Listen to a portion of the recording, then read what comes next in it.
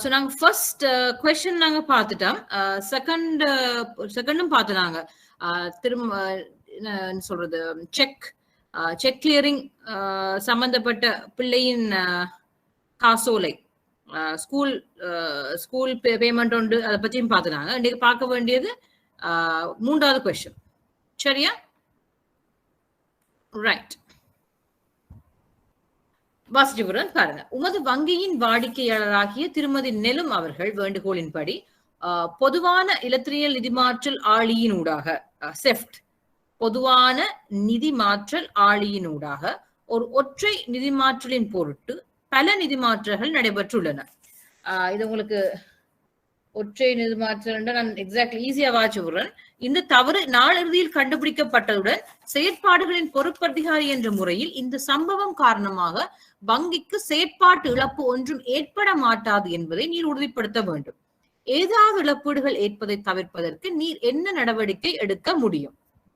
அதாவது the question, நான் இங்கிலீஷ்ல கொஸ்டின் வாசிக்கிறேன், இன்னும் கிளியரா இருக்கான்னு பாருங்க. There had been multiple transfers of funds on account of a single SEFT transfer requested by Mrs. Nelum, a customer of your bank. The error had been detected toward end of the day, and the officer in charge of operations, you have to ensure that there are no operational loss to the bank due to this incident. What action can you take to prevent any damages? ஒரு theft போறதுக்கு பதிலா நிறைய theft போயிருக்குது. அதான் question. ஒரு 5 million போறதுக்கு பதிலா 3-4-5 million ஒரு செஃப்ட் டிரான்சாக்ஷன் போயிருக்குது, வேற தேர்ட் பார்ட்டியோட போயிருக்குது. அப்ப நீங்க தான் பிரான்ச் மேனேஜர், உங்களோட பிரான்ச்சுக்கு இழப்புகளை தவிர்ப்பதற்காக என்ன செய்ய முடியும் அதான் கேட்கிறாங்க.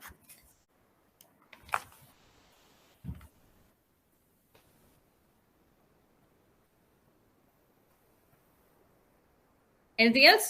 ஆன்சர் சொல்லுங்க. என்ன செய்வீங்க நீங்களா இருந்தா? என்ன செய்வீங்க? Gloria, answer please.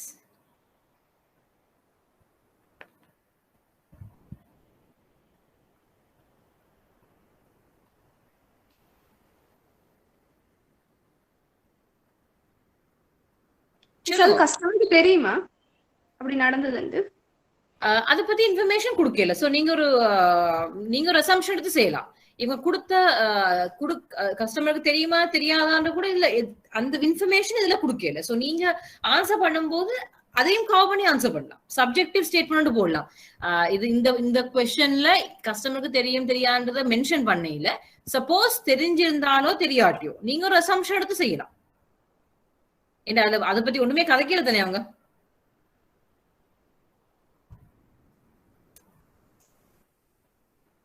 சொல்லுங்க, நீங்க இருந்தா என்ன செய்திருப்பீங்க? கஸ்டமருக்கு இப்படி ஒரு எரர் நடந்திருக்குன்னு இன்ஃபார்ம் பண்ணிட்டு அவரோட பெர்மிஷனோட அந்த மிச்ச ஃபண்ட்ஸ் ரிவர்ஸ் பண்ணி எடுக்கலாம். ஓகே, சரி, ஓகே. வாட் இஃப் கஸ்டமர், இப்ப நான் அந்த வாட் இஃப் சொல்றேன், நீங்க சொன்ன கொஸ்டின் நான் ஆன்சரா கேக்குறேன். வாட் இஃப் அவர் ஆல்ரெடி எடுத்துட்டார், கஸ்டமருக்கு தெரிஞ்சு அக்கௌண்ட்ல இருந்து காசு எடுத்தாச்சு வழியில, தென் வாட் வில் டு? நீங்க கேட்டது நல்ல கொஸ்டின். என்ன அதை பத்தில சொல்லப்படையில. சோ நீங்க ரெண்டுக்கும் ஒரு அசம்ஷனை போட்டு சொல்லணும். பட் இஃப் கஸ்டமர் ஆல்ரெடி போட்டாச்சு, வங்கிக்கு இழப்பு ஒன்றும் ஏற்பட மாட்டாது என்பதை உறுதிப்படுத்த வேண்டும். அப்ப வட் இஃப் காசு எடுத்தாச்சு வழியில, அப்ப நீங்க என்ன செய்வீங்க? லைக் நாங்க உடனே அந்த பர்டிகுலர் பேங்க்குக்கு வந்து சொல்லி அந்த மேனேஜர்கிட்ட கதைச்சு அந்த அமௌண்ட்டை ஹோல்ட் பண்ண சொல்லி நாங்க இப்படி மாறி அனுப்பிட்டோம்னு சொல்லி மேனேஜர்கிட்ட சொல்லிட்டு அதை சஸ்பென்ஸ் அக்கௌண்ட்டுக்கோ அப்படி ஏதாச்சும் ஹோல்ட் பண்ணி வைக்க சொல்லி பிறகு அப்படி ஒண்ணு விளையாடிங்க போறடங்க. என்ன பிரச்சனை எல்லாம் சஸ்பென்ஸ் எல்லாம் கை வைக்கிறேன்னு. எஸ், கரெக்ட் சார், சொல்றது சரி. சரி, உங்களோட ஆன்சரும் சரி. என்ற அடுத்த கொஸ்டின், நான் முதல்ல கேட்ட கொஸ்டின் வாட் இஃப். ஆண்டனி சொல்லியிருக்கிறார், நான் பேசுறது இப்ப கேட்க நினைக்கிறேன். First, we have to inform the relevant bank branch if the funds are in account. We can ask the relevant bank to lien the excess amount after we do the necessary reversals. Again, yes, correct. The question again is, நான் funds customer எடுத்திருந்தா நீங்க என்ன பண்ணுவீங்க? அதான் அடுத்த question.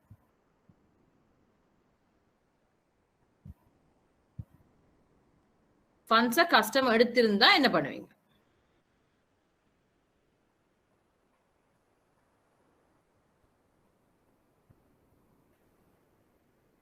இப்ப நீங்க கேக்குறது அவங்க ஃபண்ட்ஸ் எடுத்துட்டு அதுக்கு பிறகு பேங்க்குக்கு இந்த இழப்பீடும் இல்லாம இருக்கணும் வந்து உங்களோட ஆன்சர்.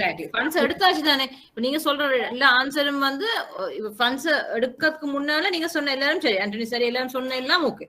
ஃபண்ட்ஸ் கஸ்டமர் எடுத்து தூக்கிட்டால் அடுத்து என்ன ஸ்டெப்? கூட பேங்க்குக்கு இழப்பு ஏற்படாத வரையில என்ன செய்ய போறீங்க?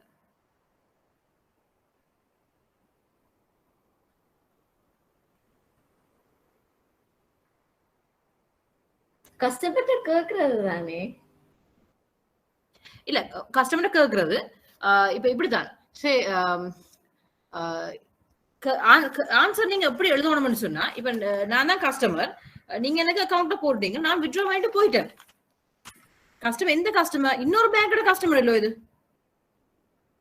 யோசிச்சு பாருங்க. இன்னொரு பேங்கோட கஸ்டமரா இருந்தா பெனிஃபிஷரியில காசு இருந்தா நீங்க ஹோல்ட் பண்றது ஓகே. அவர் காசு எடுத்துட்டு போயிட்டார், உங்களோட பிள்ளை. அப்ப நீங்க என்னண்டு உங்களுடைய டெக்னாலஜி கேஸ் ஆயிடுச்சு, என்னன்றது ரிகவர் பண்ணுவீங்க. இது ஒரு ரிகவரி மெத்தட்ல போகும், சரிதானே? இந்த கொஸ்டினுக்கு வந்து 2 வகையா ஆன்சர் போடணும். முதலாவது நீங்க சொன்ன ஆன்சர் அது கண்டிப்பா போட வேணும். 2வது நீங்க மென்ஷன் பண்ண வேணும், நீங்க சொன்ன மாதிரி கஸ்டமர் பிள்ளை தான், ஒரு வழியில தான். பட் தென் நீங்க ஆன்சர் கொடுக்குற ஆன்சர் வந்து ரிகவரி மெத்தட்ல அதை கொண்டு போற மாதிரி இருக்கணும். ஃபார் எக்ஸாம்பிள், இன்கேஸ் அந்த ஃபண்ட்ஸ் அவர் எடுத்து போயிருந்தால் நீங்க அந்த பெனிஃபிஷரி பேங்கோட பேசி அதை ரிகவர் பண்றதுக்கு வழிவகையா பார்க்கணும். இமீடியட்டா சில ரிகவர் ஆக முடியாது.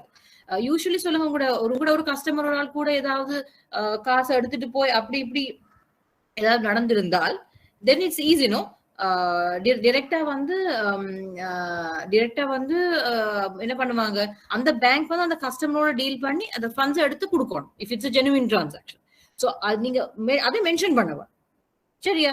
மென்ஷன் பண்ணி போட்டு ஆபரேஷனல் லாஸ்ல அது போடணும். இப்போதைக்கு அது ரிகவர் ஆக மாட்டேன்.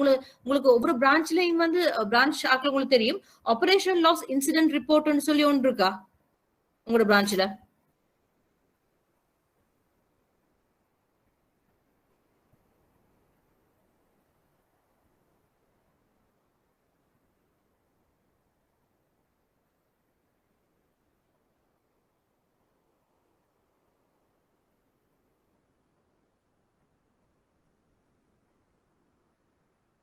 Hello, operational loss incident reporting இருக்கா உங்களோட பிரான்ச்சஸ்ல?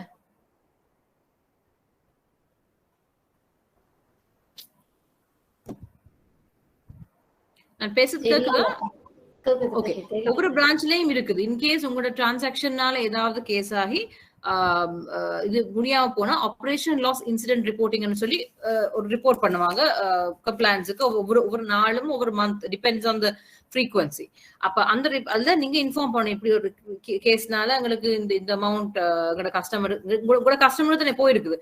ஒரே பேங்கோ வேற பேங்க் இருந்தாலும் அடுத்த கஸ்டமர் உங்கள்கிட்ட தராத அளவுல அந்த ஆபரேஷன் லாஸ் இன்சிடென்ட் ரிப்போர்ட்டிங்ல நீங்க மென்ஷன் பண்ணணும். ஸோ நான் சொன்ன அத்தனை பாயிண்ட்ஸையும் பாயிண்ட் ஃபார்ம்ல நீங்க அந்த கொஸ்டினுக்கு ஆன்சரா எழுதணும். ஏதாவது இழப்பீடுகள் ஏற்பதை தடுப்பிப்பதற்கு கேட்டதுக்கு தான் இது. ஸோ அந்த நீங்க பர்சனலா இன்வால்வ் ஆகி இது உங்களோட பிரான்ச்ல இஷ்யூ டெக்னிக்கல் இஷ்யூ கஸ்டமருக்கு காசு லாஸ் ஆயிடுற நிலைமையில நீங்க ஆபரேஷன் லாஸ் ரிப்போர்ட்டிங்கோட இன்ஃபார்ம் பண்ணவும் போனோம். அதே நேரத்தில் ரிகவரிக்கு நீங்க ரெடி பண்ணவும் போறோம், சரியா? அவ்வளவு நான் சொன்ன அந்த அத்தனை பாயிண்ட்ஸும் இதுல சிம்பிளா இந்த கொஸ்டினுக்கு நீங்க கவர் பண்ணிருக்கோம். ஓகேவா? Any other doubts?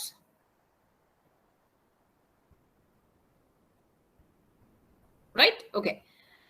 அடுத்த கொஸ்டின். நீர் பிசிபி வங்கி பிஎல்சியின் செயற்பாட்டு முகாமையாளர் என்பதுடன் உமது வங்கி இலங்கை மின்சார சபைக்கான பட்டியல் கொடுப்பனவுகளை காசாக சேகரிக்கின்றது. அதாவது கலெக்ஷன் அக்கௌண்ட், சிஇபி கலெக்ஷன் அக்கௌண்ட் உங்கள்கிட்ட இருக்கு. அதான் சொல்றாங்க. நீங்க ஒரு பேங்க், உங்களோட பேங்க்ல வந்து சிஇபி கலெக்ஷன் அக்கௌண்ட் மெயின்டைன் பண்றாங்க, சிஇபிக்கு பேமெண்ட் பண்றாங்க, உங்களோட பேங்க்குக்கு வந்து ரெஃபரன்ஸ் எழுதி பே பண்ணலாம், சரியா? உங்கள் வங்கி காசாளர் ஒருவர் திரு ஜான் அவரிடமிருந்து பட்டியல் கொடுப்பதற்காக காசை ஏற்றுக்கொண்டுள்ளார். ஆயினும் பிழையான இலங்கை மின்சார சபை நுகர்வோர் கணக்கிலக்கத்தை காசு பதிவில் வைத்துள்ளார். ஒரு ஆளுக்கு திதுஷி கார்டு அக்கௌண்ட்டுக்கு ஜான் வந்து காசு கொடுத்துருக்காரு, அவர்கிட்ட அக்கௌண்ட் பில் வைக்கிறதுக்கு நீங்க என்ன பண்றீங்க, திதுஷி கார்டு அக்கௌண்ட்ல டிபாசிட் பண்ணீங்க, அவரோட பேரை போட்டு அவரோட ரெஃபரன்ஸ் போட்டு பிள்ளையார் டிபாசிட் கொடுத்துட்டீங்க. ஒரு மாசத்தின் பின் ஜான் இலங்கை மின்சார சபையிலிருந்து சிவப்பு அறிவித்தலை பெற்றுள்ளதாகவும் ஒரு வாரத்தினுள் பட்டியலுக்கு பணம் செலுத்தப்படாவிட்டால் மின்சாரம் துண்டிக்கப்படும் என்றும் திரு ஜான் அவர்களால் வங்கியில் ஒரு முறைப்பாடு மேற்கொள்ளப்பட்டது. பிசிபி வங்கி PLC செயற்பாட்டு முகாமையாளர் என்ற முறையில் நீர் என்ன நடவடிக்கை எடுப்பீர்? 1 மந்த்துக்கு அப்புறம் பேமெண்ட் வராதனால மிஸ்டர் ஜானுக்கு வந்து ரெட் நோட்டீஸ் வந்தது. இப்ப உங்களோட பிள்ளைன்னு இதான் நீங்க இன்வெஸ்டிகேட் பண்ண போறீங்க, இது பேசிக்கலி உங்களோட பிள்ளை. அப்ப நீங்க என்ன செய்வீங்க?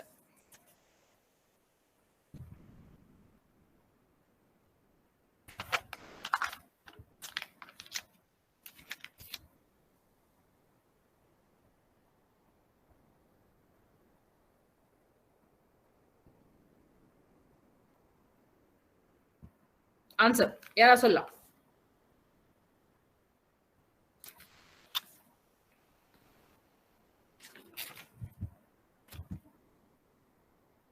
Anthony?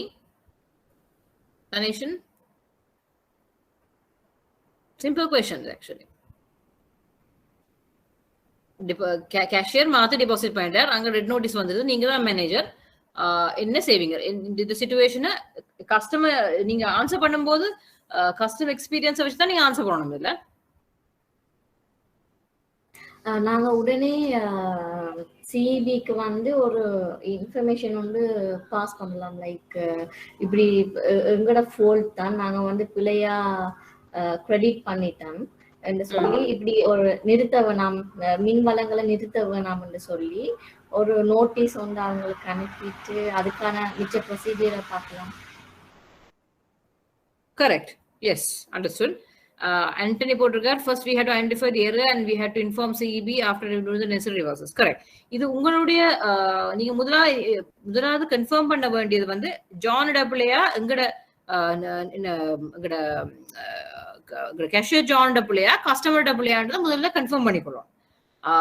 கஸ்டமரோட பிள்ளையாண்டா இட்ஸ் டிஃபரெண்ட் ஸ்டோரி, பட் நீங்க ஸ்டில் மேனேஜரா முறையில் நீங்க அதை ஹேண்டில் பண்ணலாம்.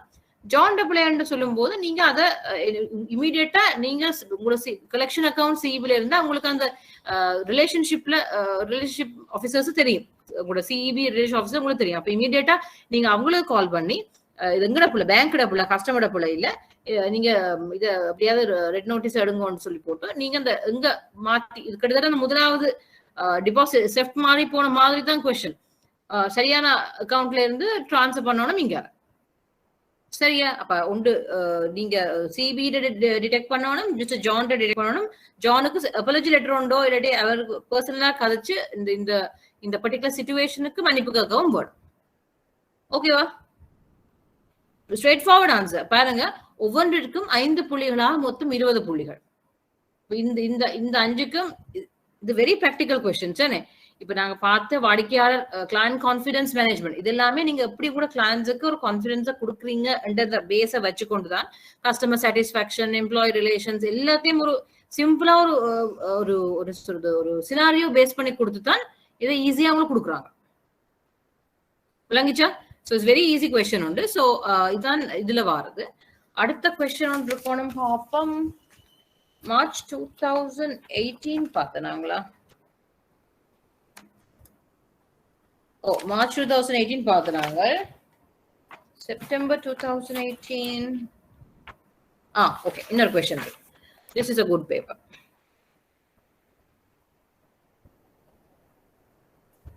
Right.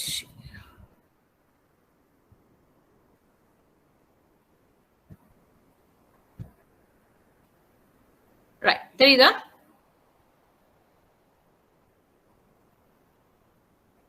வாடிக்கையாளர் திருப்தி ஒரு நிதியியல் நிறுவன வியாபார வளர்ச்சிக்கு மிகவும் முக்கியமானது.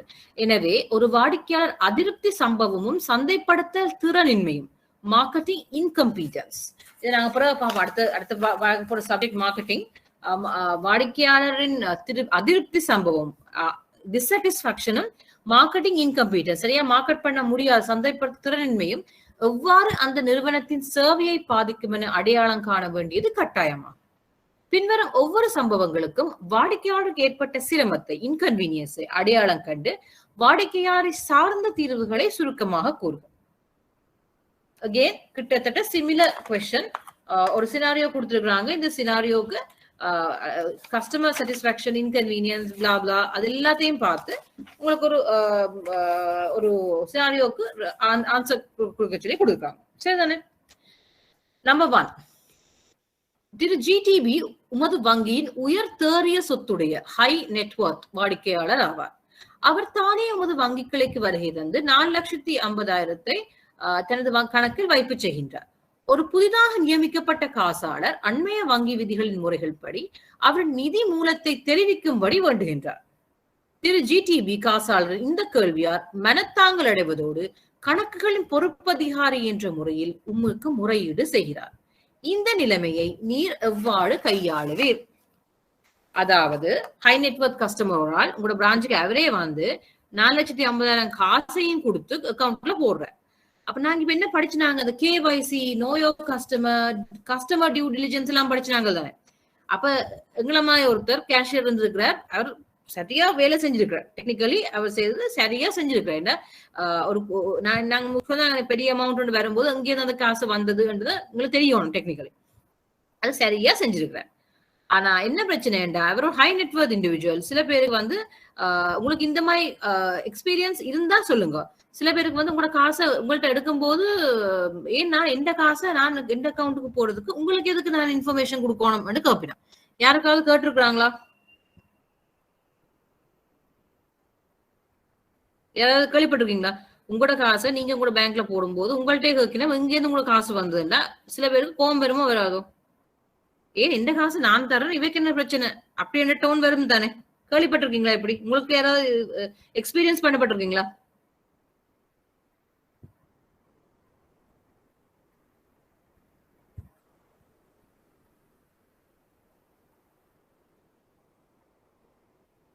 சொல்லுங்க. யாருக்காவது இப்படி ஒரு எக்ஸ்பீரியன்ஸ் வந்திருக்குதா? காசு டெபாசிட் பண்ண வந்து நீங்க ரீசன் அவுட் கேட்கும் போது கோவப்படுறது. இது வெரி பிராக்டிகல் சினாரியோ. யாருக்காவது? ஓகே. சோ வந்திருந்தால் நீங்க அந்த இந்த இஷ்யூ அப்படி ஹேண்டில் பண்ணுவீங்கன்றத क्वेश्चन. ஓகே துஷிகா சொல்லுங்க. அப்படி நடந்துருக்கு மிஸ். துஷிகா சொல்லுங்க. சொல்லுங்க நடந்திருக்கு. அப்ப என்ன என்ன நீங்க ஹேண்டில் பண்ணீங்க ஞாபகம்? நீங்களோ நீங்க மத்தால ஹேண்டில் பண்ண எப்படி அதை ஹேண்டில் பண்ணீங்கன்னு ஞாபகம் இருக்கா? யா எனக்கு அவர் உண்மையிலே ஹை நெட்வொர்க் கஸ்டமர் தெரியாது ஃப்ரம் த பிகினிங். ஸோ பிறகு என்ன சாரி சொல்லி போயிட்டு ஆஃபீஸர்கிட்ட கம்ப்ளைண்ட் பண்ணாரு இப்படின்னு சொல்லி கொஞ்சம் கவலைப்பட்டது. என்ன தெரியாதா அப்படின்னு சொல்லி அவ வந்து வளமையா அவ எங்க ஸ்டாஃப் வச்சுதான் டிபாசிட் எல்லாம் பண்றவா. அன்னைக்கு அவ வந்தவா. பிறகு என்ன என்ன கவலைப்பட்ட? எக்ஸாக்ட்லி பேசிக்கலி உங்களுக்கு நடந்தது எக்ஸாக்ட்லி இதுதான் நடந்தது. மனத்தாங்கல் பட்டிருக்காரு. என்ன நடந்தது? அதான் அவ கவலைப்பட்டது மீன்ஸ் அவ நான் எவ்வளவு பெரிய பிரைம் கஸ்டமர் என்ன உங்களுக்கு தெரியாம போயிடுது அப்படின்னு சொல்லி. அப்ப ஆபீசர் சொன்னவா ஒரு புது புள்ள.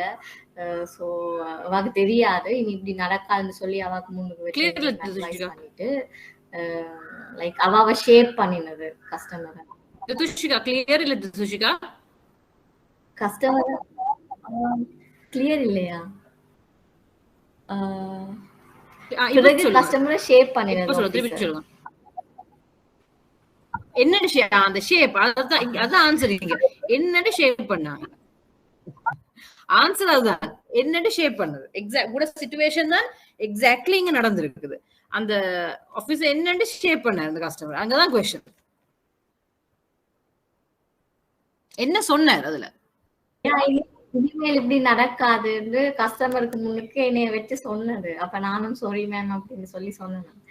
சொல்லி அதுக்கு ஓகே பரவாயில்லன்ட்டு போயிட்டேன். அதுக்கு பிறகுல இருந்து ஐ அம் கிவிங் குட் சர்வீஸ். எக்ஸ்பிளைன் பண்ணாரா? ஓகே. உங்களுக்கு ஆபீசர் வந்து உங்களை வச்சு கொண்டு கஸ்டமர் சொன்னீங்க பர்టిక్యులர் அமௌண்ட்க்கு கூட வந்து டிபாசிட் பண்ணா எப்படி ஃபண்ட்ஸ் வந்தது, அப்ப என்ன பர்பஸ்க்கு டிபாசிட் பண்றது ஒரு கம்பல்சரியான கொலம் ஏன் கேட்கணும்? ஏன் குட், ஓகே, வெரி குட். அது ஏன் கேட்கணும்னு சொன்னதா? சென்ட்ரல் பேங்க் கேட்டா சரி, அக்ரீட். அது ஏன் அந்த சென்ட்ரல் பேங்க் கேக்குதுன்னு சொன்னதா? ஏன்னா மணி லாண்டரிங் லைக் அப்படி நடக்குது. எக்ஸாக்ட்லி. அந்த மணி லாண்டரிங்க பத்தி அதுல சொன்னதா அவருக்கு? சென்ட்ரல் பேங்க் கேட்டணும், பட் எங்களுக்கு தெரியும். எக்ஸாக்ட்லி. இப்ப என்னன்னு சொன்னா, நடந்தது சரி, கஸ்டமர் ஷேப் பண்ணதும் சரி, ஆபீசர் செஞ்சதும் சரி, அதை விட்ட ஒரே ஒரு இது வந்து ஒன்று, முதலாவது கஸ்டமர் எரிச்சல்ல இருக்கணும். ஓகே, இப்ப உங்களுக்கு நடந்ததான் எக்ஸாக்ட்லி இந்த இந்த இந்த பர்டிகுலர் கொஸ்டின் கேட்டதும் எக்ஸாக்ட்லி அதேதான். அப்ப அவர் என்ன, இந்த காசு நான் ஹை நெட்வொர்க் கஸ்டமர், இந்த காசை நான் போடுறதுக்கு இவைக்கு என்ன நான் சொல்லுவேன். It's a very common question. அப்ப ஒன்று அவைக்கு எக்ஸாக்ட்லி தெரியாது. ஏன் நாங்க ஏன் கொஸ்டின், ஏன் என்ன ஜஸ்டிபிகேஷன். நாங்க அந்த முதல் கிளாஸ்ல படிச்ச ஞாபகம் இருக்கா? ஏதும் ரீசன் அவுட் பண்ணணும், ஏதாவது கம்ப்ளைண்ட் சொன்னா அவங்களுக்கு எக்ஸ்பிளைன் பண்ணணும். ஏன்னா கஸ்டமர்ஸ்க்கு வந்து எல்லாமே தெரியாது at times. Some people high network customer ரொம்ப கோவத்துல இருக்கிறாங்க, எப்ப பார்த்தாலும் சுடுதண்ணிமா இருப்பினோம். சில பேர் அதெல்லாம் கணக்கெடுக்க மாட்டேன், நான் பெரிய கிங்மா இருப்பினோம். என்னதான் இருந்தாலும் நீங்க உங்களோட பிரான்ச்சையும் சென்ட்ரல் பேங்கையும் ரெகுலேஷனை மீறி நடக்க இயலாது. ஸோ நீங்க செஞ்சது சரி. அட் த சேம் டைம் அவருக்கு அது தெரியாத பொழுது அதை எக்ஸ்பிளைன் பண்ண வேண்டியதும் உங்களுடைய கடமை.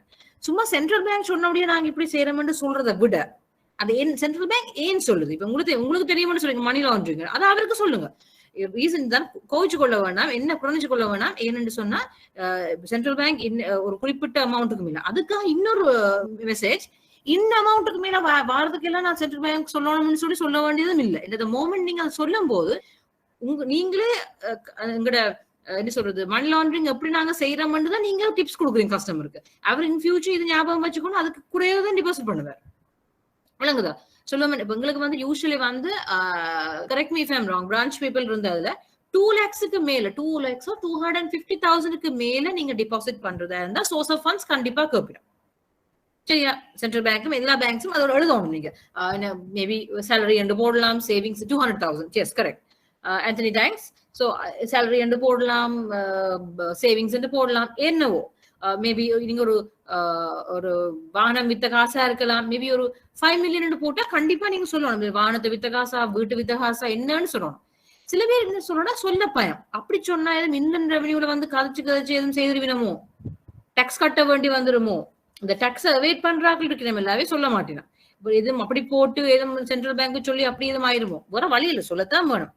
ஏன்னா நீங்க டாக்ஸ்ன்னு சொல்றது ஸ்ரீலங்கால நீங்க இருந்தா இந்த கட்ட வேண்டிய நிலைமை இருந்தா நீங்க கட்டத்தான் வேணும், வேற வழி இல்லை. சோ அதனால you have to be really careful on நீங்க எந்த கதைக்கிறீங்கிறது ரொம்ப கேர்ஃபுல்லா இருவாங்க.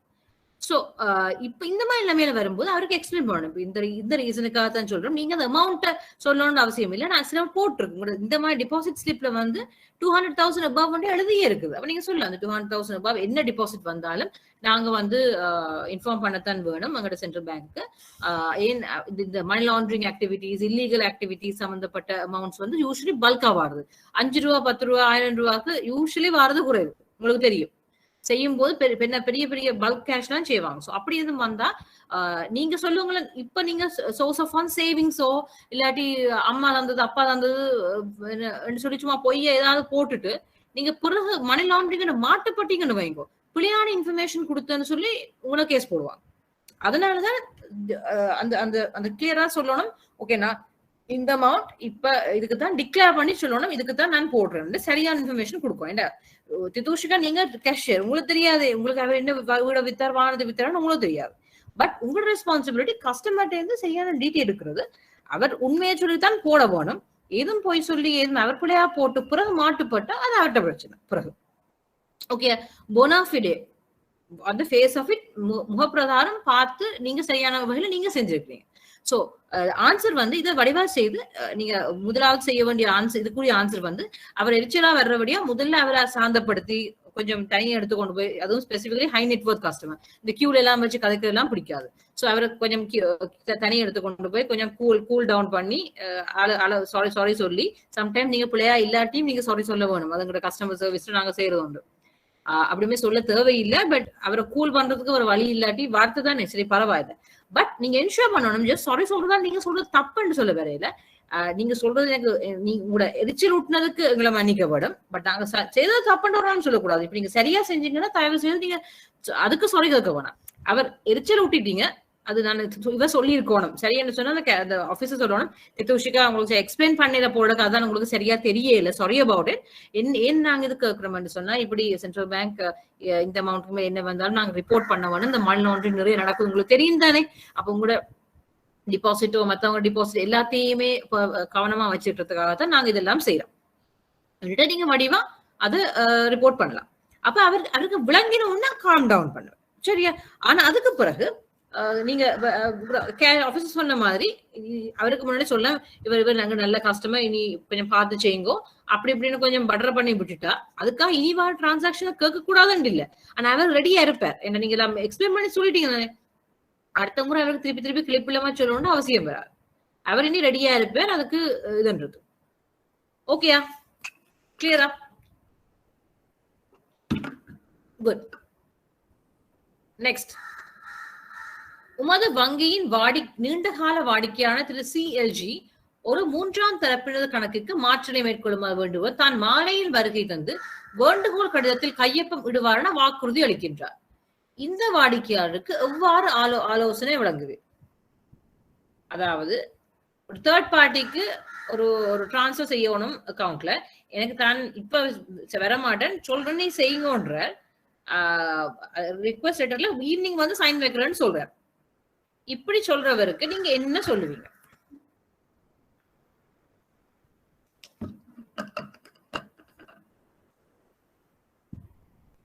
நீங்க முதல்ல செய்வீங்களா? இந்த இது ஒரு அகைன் ஒரு வெரி காமன் சிச்சுவேஷன். நீங்க இந்த இதுக்கு நீங்க எக்ஸ்பீரியன்ஸ் பண்ணப்பட்டு இருக்கீங்களா?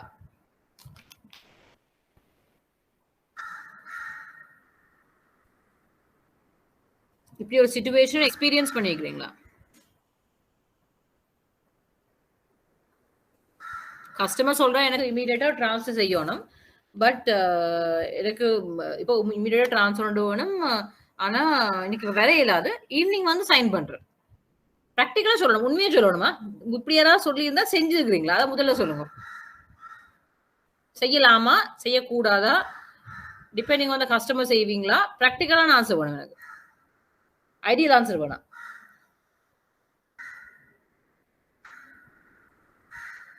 சொல்லுங்க. தினேஷன் சைலண்ட் ஆகிறீங்க. குளோரியா? செய்ய முடியாது மிஸ். ஓகே, செய்ய முடியாது. ஏன் செய்ய முடியாது? கஸ்டமர் சிக்னேச்சர் வேணும் தானே மிஸ், நாங்க அப்பயே செய்யணும்னு சொன்னா எங்களால அவங்க இல்லாம அவங்களுக்கு நீங்க செஞ்சிட்டீங்கன்னா என்ன ரிஸ்க் இதுல இருக்கு? சிக்னேச்சர் இல்ல அவர் சொல்றேன், நான் இப்ப கொரோனா கதை கார்டுல இருக்கிறேன்னு சொல்றேன், என்ன செய்வீங்க? அவருக்கு அப்படி வரையலான்னு சொன்னா ஆன்லைன் டிரான்ஸ்ஃபர் பண்றதுக்கு அவருக்கு ஐடியா அதை பத்தி விளக்கலாம் தானே மிஸ்? ஓகே, ஆன்லைன் டிரான்ஸ்ஃபர் சரி. ஆன்லைன் டிரான்ஸ்ஃபர் வசதியும் இல்ல அவருக்கு இப்ப இல்ல. பேசிக்கலி ஆன்லைன் டிரான்ஸ்ஃபருக்கு அப்ளிகேஷன் சைன் பண்ணணும் இல்ல. Maybe mobile banking, yes, probably mobile banking yes. Usually online பேங்க்ஸுக்கு வந்து you have to documentation sign பண்றது யூசுவலி பேங்க்ல இருக்குது. பட் எஸ், நீங்க சஜஷன் பண்ணலாம் உங்களோட பேங்க்ல அவருக்கு டாக்குமெண்டேஷன் ஆன்லைன் பேங்கிங்கோ மொபைல் பேங்கிங் டாக்குமெண்டேஷன் சைன் பண்ணி சப்மிட் பண்ண முடியுமாண்டா இந்த நேரத்துல? அவர் டிரான்ஸ்ஃபர்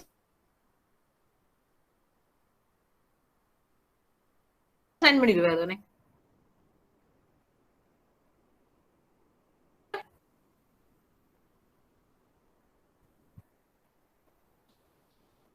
சர்வீஸ் விலங்கல்ல அவர் ஆன்லைன் பேங்கிங் செய்யலாமண்டா, அவருக்கு ஆன்லைன் பேங்கிங் செய்யலாமண்டா யூசுவலி ஆன்லைன் பேங்கிங் அப்ளிகேஷன் எல்லாம் சைன் பண்ண போணுமோ இல்லையோ?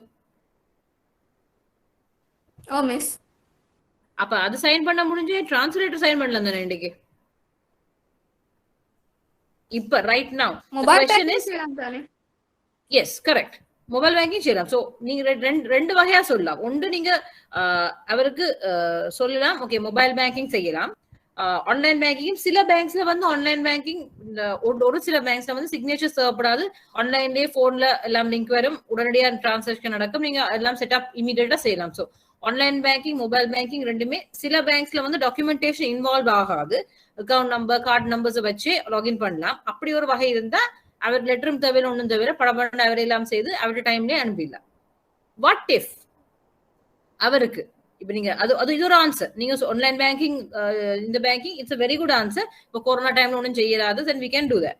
ஏதோ ஒரு வகையில அவருக்கு ஆன்லைனோ மொபைலோ ஒரு வசதியும் இல்லை. சொல்லுவோம் ஒரு வயசானான்னு சொல்லுவோம், ஒரு சீனியர் சிட்டிசன், அவருக்கு இந்த மொபைல் பேங்கிங் ஆன்லைன் பேங்கிங் எல்லாம் வேலை இல்லை. டிரான்சாக்சன் செய்யணும், அவர் எங்கேயோ தூரத்துல இருக்கிறார், சரியோ? அப்ப என்ன செய்வீங்க? ஆனா டிரான்சாக்சன் அவர் செய்ய வேணுமா நிக்கிறார், ஒத்த காலம் நிக்கிறார். Anthony ஒரு ஆன்சர் போடுறார். If we have online banking, we can ask the customer to transfer money. If he doesn't have online banking, he receives a mail or message with his requirement. After we can process the request. Okay. Anthony, good. And the email அனுப்புறதுக்கு அவருக்கு fax indemnity, email indemnity. So what you have to do is முதல்ல அதை check பண்ணணும். நீங்க முதல்ல check பண்ணுங்க facts email. சில பேங்க்ஸ்ல வந்து மேண்டேட்டோட அக்கௌண்ட் ஓப்பனிங் பண்ணும் போதே ஃபேக்ஸ் இமெயில் இண்டெமினிட்டியை சைன் பண்ணி எடுத்திருப்பீங்க. ஸோ நீங்க முதலாவது செக் பண்ண வேண்டியது ஃபேக்ஸ் இமெயில் இண்டெமினிட்டி இருக்குதா அடுத்து செக் பண்ணணும். இருந்தா ஒன் ஷாட்லயே வேலை முடிஞ்சு அவரோட ரெஜிஸ்டர்ட் இமெயிலுக்குனால ஒரு இப்போதைக்கு சில பேர் வந்து இமெயில் இருந்தாலும் லெட்டரை ஸ்கேன் பண்ணி அனுப்ப சொல்லுவாங்க. அட் த லீஸ்ட் அந்த இமெயில் அட்ரஸ் இருந்தா ஓகே, அவசரத்துக்கு அட்லீஸ்ட் ஏதோ ஒரு கட்டத்துல உங்களுக்கு இமெயில் ப்ரூஃப் இருக்கு தானே. The worst case scenario over the phone call back verification பண்ணலாம். கால் பேக் வெரிஃபிகேஷன் நாங்க போன கிளாஸ்ல முதல்ல ரிக்வெஸ்ட் எடுங்க, ஆன்லைன்ல பாடியில போட்டு ரிக்வெஸ்ட் எடுக்கலாம். யூஸ்வலி ஆன்லைன் பேங்க் இமெயில்ல வந்தாலும் நாங்க இமெயில் என்ன சொல்றது, லெட்டர் எழுதி சைன் பண்ணி ஸ்கேன் பண்ணி இமெயில் பண்ண சொல்றது. அப்பதான் இமெயில் நடக்கிறது. ஏன்னா நாங்க ஃபிஷிங் படிச்சு நாங்க தானே சைபர் அட்டாக். அப்ப சைபர் கிரைம்ல வந்து அதே இமெயில வச்சு இன்டர்செப்ட் பண்ணி யாரும் என்ன எழுதி அனுப்பலாம். ஃபார் எக்ஸாம்பிள், எனக்கு திதூஷிகோட இமெயில் ஐடி பாஸ்வேர்ட் தெரிஞ்சா அந்த பேங்க்ல தான் நீங்க ஏபிசி பேங்க்குக்கு ஒரு நாளும் ப்ரூவ் கொடுத்துட்டேன்னு தெரிஞ்சா நான் ஹேக் பண்ணி அந்த இமெயில பாடியில எழுதி போட்டு அனுப்பி விட்டுருவேன். அப்ப ஆந்தனி அந்த பக்கத்துல இருந்து பாக்குறேன், ஓகே ரெஜிஸ்டர்டு இமெயில இருந்து வந்துடுது. ஆனா சிக்னேச்சர் ஒரு ஸ்டெப் வேற, எக்ஸாக்ட் சிக்னேச்சர் எனக்கு தெரியாம இருக்கலாம். அப்ப அதனாலதான் சொல்றது சிக்னேச்சரை வச்சு ஸ்கேன் பண்ணி அனுப்ப சொல்றோம். கிளியரா? அப்ப நீங்க அப்படி உங்களுக்கு இமெயில் ஃபேக்ஸ் இண்டெமினிட்டி இருந்தா ஒன்று ஃபேக்ஸ் பண்ண சொல்லலாம், இமெயில் பண்ண சொல்லலாம், லெட்டரை ஸ்கேன் பண்ணி. Worst case scenario letter scan பண்ணி எல்லாம் போறதுக்கு வசதி இல்லாத போறது. வர்ஸ்ட் கேஸ் சினாரியோ இமெயில்ல ரிக்வெஸ்ட் எடுத்து அப்ப அட்லீஸ்ட் உங்க ஒரு இடத்துல வருது, ஓவர் த போன் அவர்கிட்ட வெரிஃபை பண்ணி ஹை ரிஸ்க் கொஸ்டின்ஸ் ஞாபகம் இருக்கா? High risk verification, low risk verifications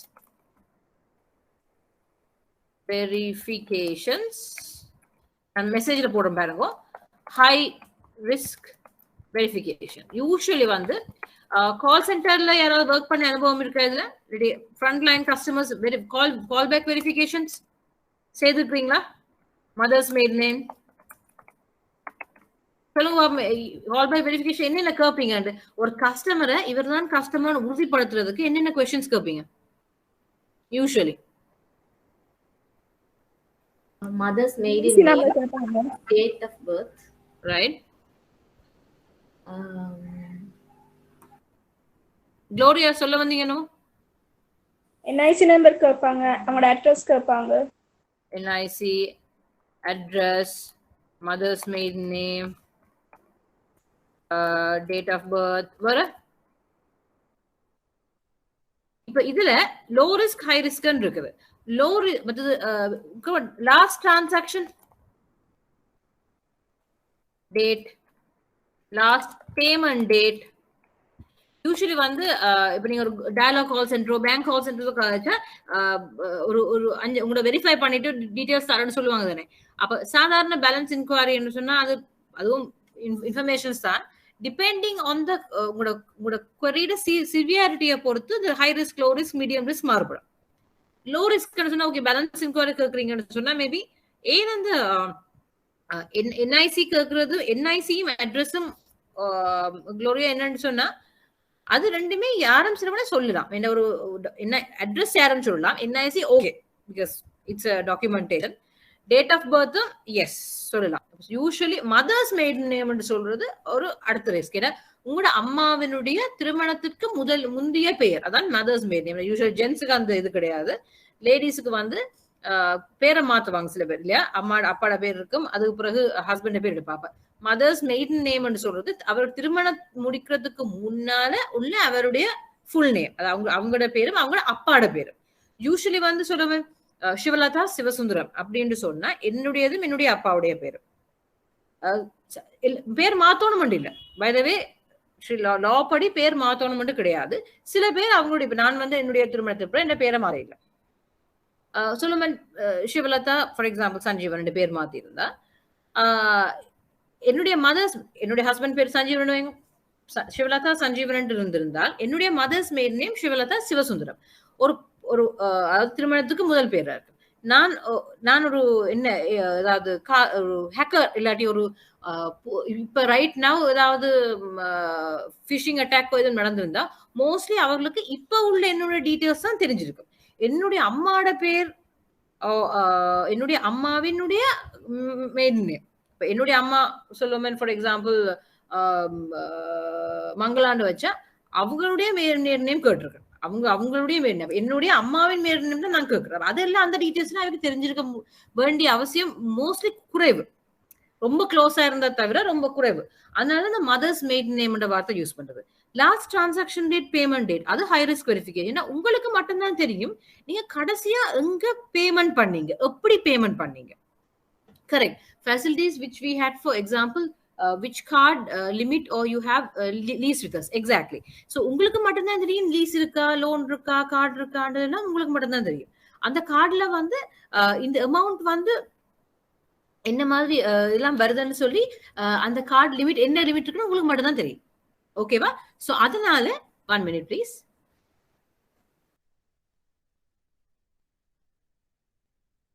so அதனால சாரி அபவுட் இட். அதனால அந்த லிமிட் லீஸ் இருக்கான்னு சொன்னது உங்களுக்கு மட்டும் தெரியும். அந்த மாதிரி பர்சனல் டீடைல்ஸை கேட்கறது தான் ஹை ரிஸ்க் வெரிஃபிகேஷன். இப்ப இந்த மாதிரி நேரத்துல உங்களுக்கு வந்து ஆன்லைன் பேங்கிங் ஏதும் இருந்தாலோ இல்லாத பட்சத்துல வர்ஸ்ட் கேஸ் சினாரியோ இந்த இமெயில எடுத்து போட்டு இந்த over the phone high risk வெரிஃபிகேஷனோட செஞ்சுட்டு அப்ரூவல், ஐ திங்க் மோஸ்ட்லி வந்து மேனேஜர்ஸ் அப்ரூவல் இதுக்கு தேவை. என்ன நீங்க ஒரு ஆத்தரைசேஷன் இல்லாம செய்யும் போது முக்கியமான பாயிண்ட், ஈவினிங் ஃபாலோ அப் பண்ணி அந்த லெட்டர் எடுக்கணும். லெட்டர் எடுக்காட்டி இந்த கஸ்டமர்ஸுக்கு வந்து மோஸ்ட்லி அவங்களோட வேலை முடிஞ்சா போதும் இல்லையா, அவங்களோட வேலை அதோட முடிஞ்சுட்டா தென் தே ஆர் ஓகே வித். அதுக்கப்புறம் மறந்துடுவாங்க. சரியா சொல்றது? எத்தனை பேர் இது செய்தாங்க அப்படியா, நான் பிறகு ஆரண்டுவினோம் அதுல அப்படியே மறந்துடுவினோம். அப்ப நீங்க அதைத்தான் நீங்க மானிட்டர் பண்ணி எடுக்கும். அது ரெண்டாவது ஆன்சர். நான் இவ்வளவு நிறைய சொன்னதுக்கு நீங்க சிம்பிளா சொல்லணும். மூன்றாவது வகை ஒன்று இருக்குது. கஸ்டமர் உண்மையாவே தூரத்துல இருந்தாலோ இல்ல இப்ப வர முடியாத நிலைமையில் இருந்தாலோ இது எதுவுமே செய்ய முடியும் வேங்க, அவருக்கு ஆன்லைன் இல்ல, இமெயில் ரெஜிஸ்டர் பண்ண இல்ல, இது இல்ல, ஒன்றுமே ஏறாது. தென் என்ன ஆப்ஷன்? எனக்கு நான் மேபி 70 வயசு, எனக்கு இமெயில் இம்ப்ளிமெண்ட் இல்ல, ஒன்றும் இல்ல, அக்சஸ் பண்ண இயலாது, ஆன்லைன் பேங்கிங் முடியாது, எனக்கு இப்ப டிரான்ஸ்ஃபர் நடக்க வேணும். ஆனா சில வேளை நான் சொல்லுவேன் எனக்கு ஈவினிங் வரவனும் தெரியாதுன்னு கூட சொல்றேன்.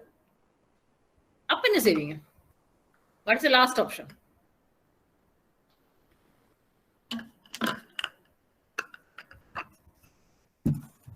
What is your last option? Miss அவங்க இருக்க இடத்துக்கே போயிட்டு சிக்னேச்சர் வாங்கலாம். Exactly, correct.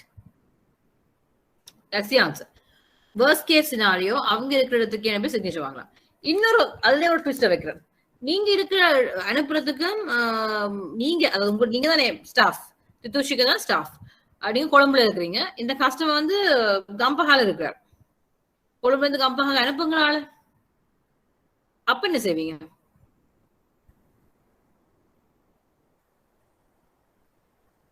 குயிக் ஆன்சர் பண்ணுங்க, டக்குன்னு ஆன்சர் பண்ணுங்க. யோசிச்சு தெரியல மிஸ். உங்களுக்கு பிரான்ச் இருந்தா, கம்பஹால ஒரு பிரான்ச் இருக்கலாம், சில வேளை கம்பஹால உங்களுக்கு ஒரு பிரான்ச் இருந்தா, க்ளோசஸ்ட் பிரான்ச் எதுவும் இருந்தால் இமீடியட்டா யோசிக்கணும். இது இந்த டிரான்சாக்ஷனுக்கு மட்டும் இல்ல, உங்களோட ப்ராக்டிகலாயும் சொல்றேன். உங்களுக்கு வேற உங்களோட கஸ்டமர் வேற எங்கேயாவது ஒரு இடத்துல ஈவன் வேற ஒரு டிரான்சாக்ஷனுக்காக போயோ வேற இடத்துக்காக அவசரமா, ஆனா உங்களோட டாக்குமெண்டேஷன் ஒன்றும் செய்ய இல்லாத பட்சத்துல நீங்க பர்சனலா போகலாது. பட் உங்களோட பிரான்ச் க்ளோஸ் பையா இருந்தா ஒன்று அவர் அங்க போக சொல்லலாம், அப்படி இல்லாட்டி பிரான்ச் அவருக்கு போக முடியாத கட்டத்துல பிரான்ச்சால வேறொரு பிரான்ச்சால போய் நீங்க சொல்லலாம், ஓகே லுக்கி எனக்கு இப்படி அர்ஜென்டா டிரான்சாக்ஷன் தேவையா இருக்குது, அர்ஜென்டா டிரான்சாக்ஷன் தேவையா இருக்கு, அதனால எனக்கு இமீடியட்டா இது செய்தாங்க சார். ஓகே, அப்ப பிரான்ச் டாக்குமெண்டேஷன் பிரான்ச்சுக்கு வந்துட்டா ஒரிஜினல் சீன் போட்டு சைன் பண்ணி எடுத்து அவங்களுக்கு வேற முடிஞ்சுதானே அதுல. கரெக்ட்? ஐடியா ஓகேவா? Yes miss. சோ இது இந்த ஐடியா வந்து இதுக்கு மட்டும் இல்ல, நீங்க எதுக்கும் யூஸ் பண்ணிக்கொள்ளலாம். உங்களோட டிரான்சாக்ஷன் ஈவன் டாக்குமெண்டேஷன் எதுக்குமே. இன்கேஸ் உங்களால முடியாத பட்சத்துல, ஏன்னா இது legal point of view compliance point of view நீங்க உங்களுக்கு முடிஞ்சது நீங்க செஞ்சுட்டீங்க. நெக்லிஜென்ஸ் கவனீனமா இருக்கல, உங்களால முடிஞ்ச ப்ரிகாஷன் தான் இதை நீங்க செய்றீங்க. So you are covert. ஓகேவா? டன். நம்பர் 3, திரு KSN அரசாங்க நிறுவனத்தின் ஒரு உயர் பதவியில் உள்ள அலுவலர் ஆவார்.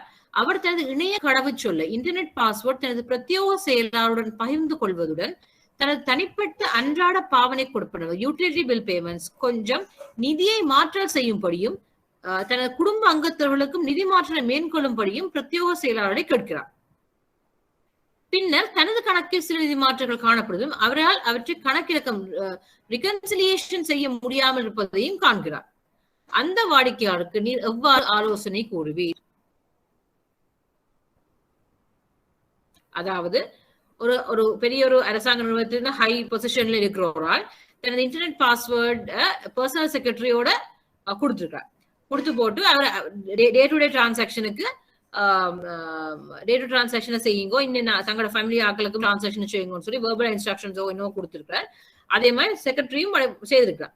ஆனா அதுக்கு பிறகு பார்க்கும்போது உங்களுக்கு சர்டன் நிதி மாற்றங்கள் வந்து ஃபண்ட் டிரான்ஸ்ஃபர் உங்களுக்கு ரிகன்சைல் பண்ண முடியாம போகுது.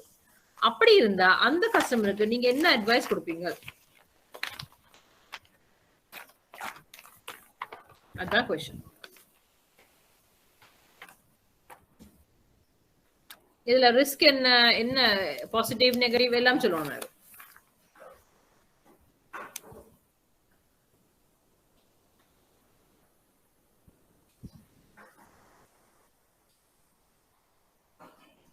சொல்லுங்க. தினேஷன் சைலண்ட் ஆகிறீங்க, சொல்லுங்க.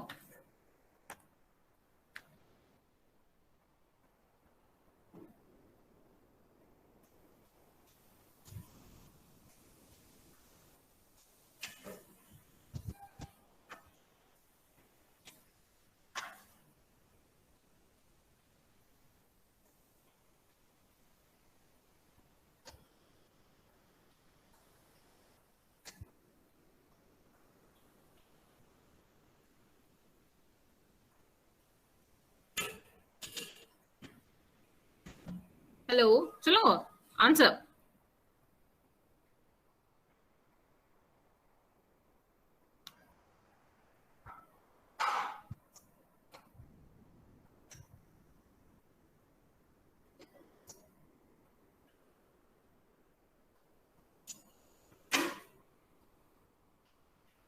சொல்லுங்க. திருஷிகா, வினுக்ஷன், ஆன்சர் ப்ளீஸ்.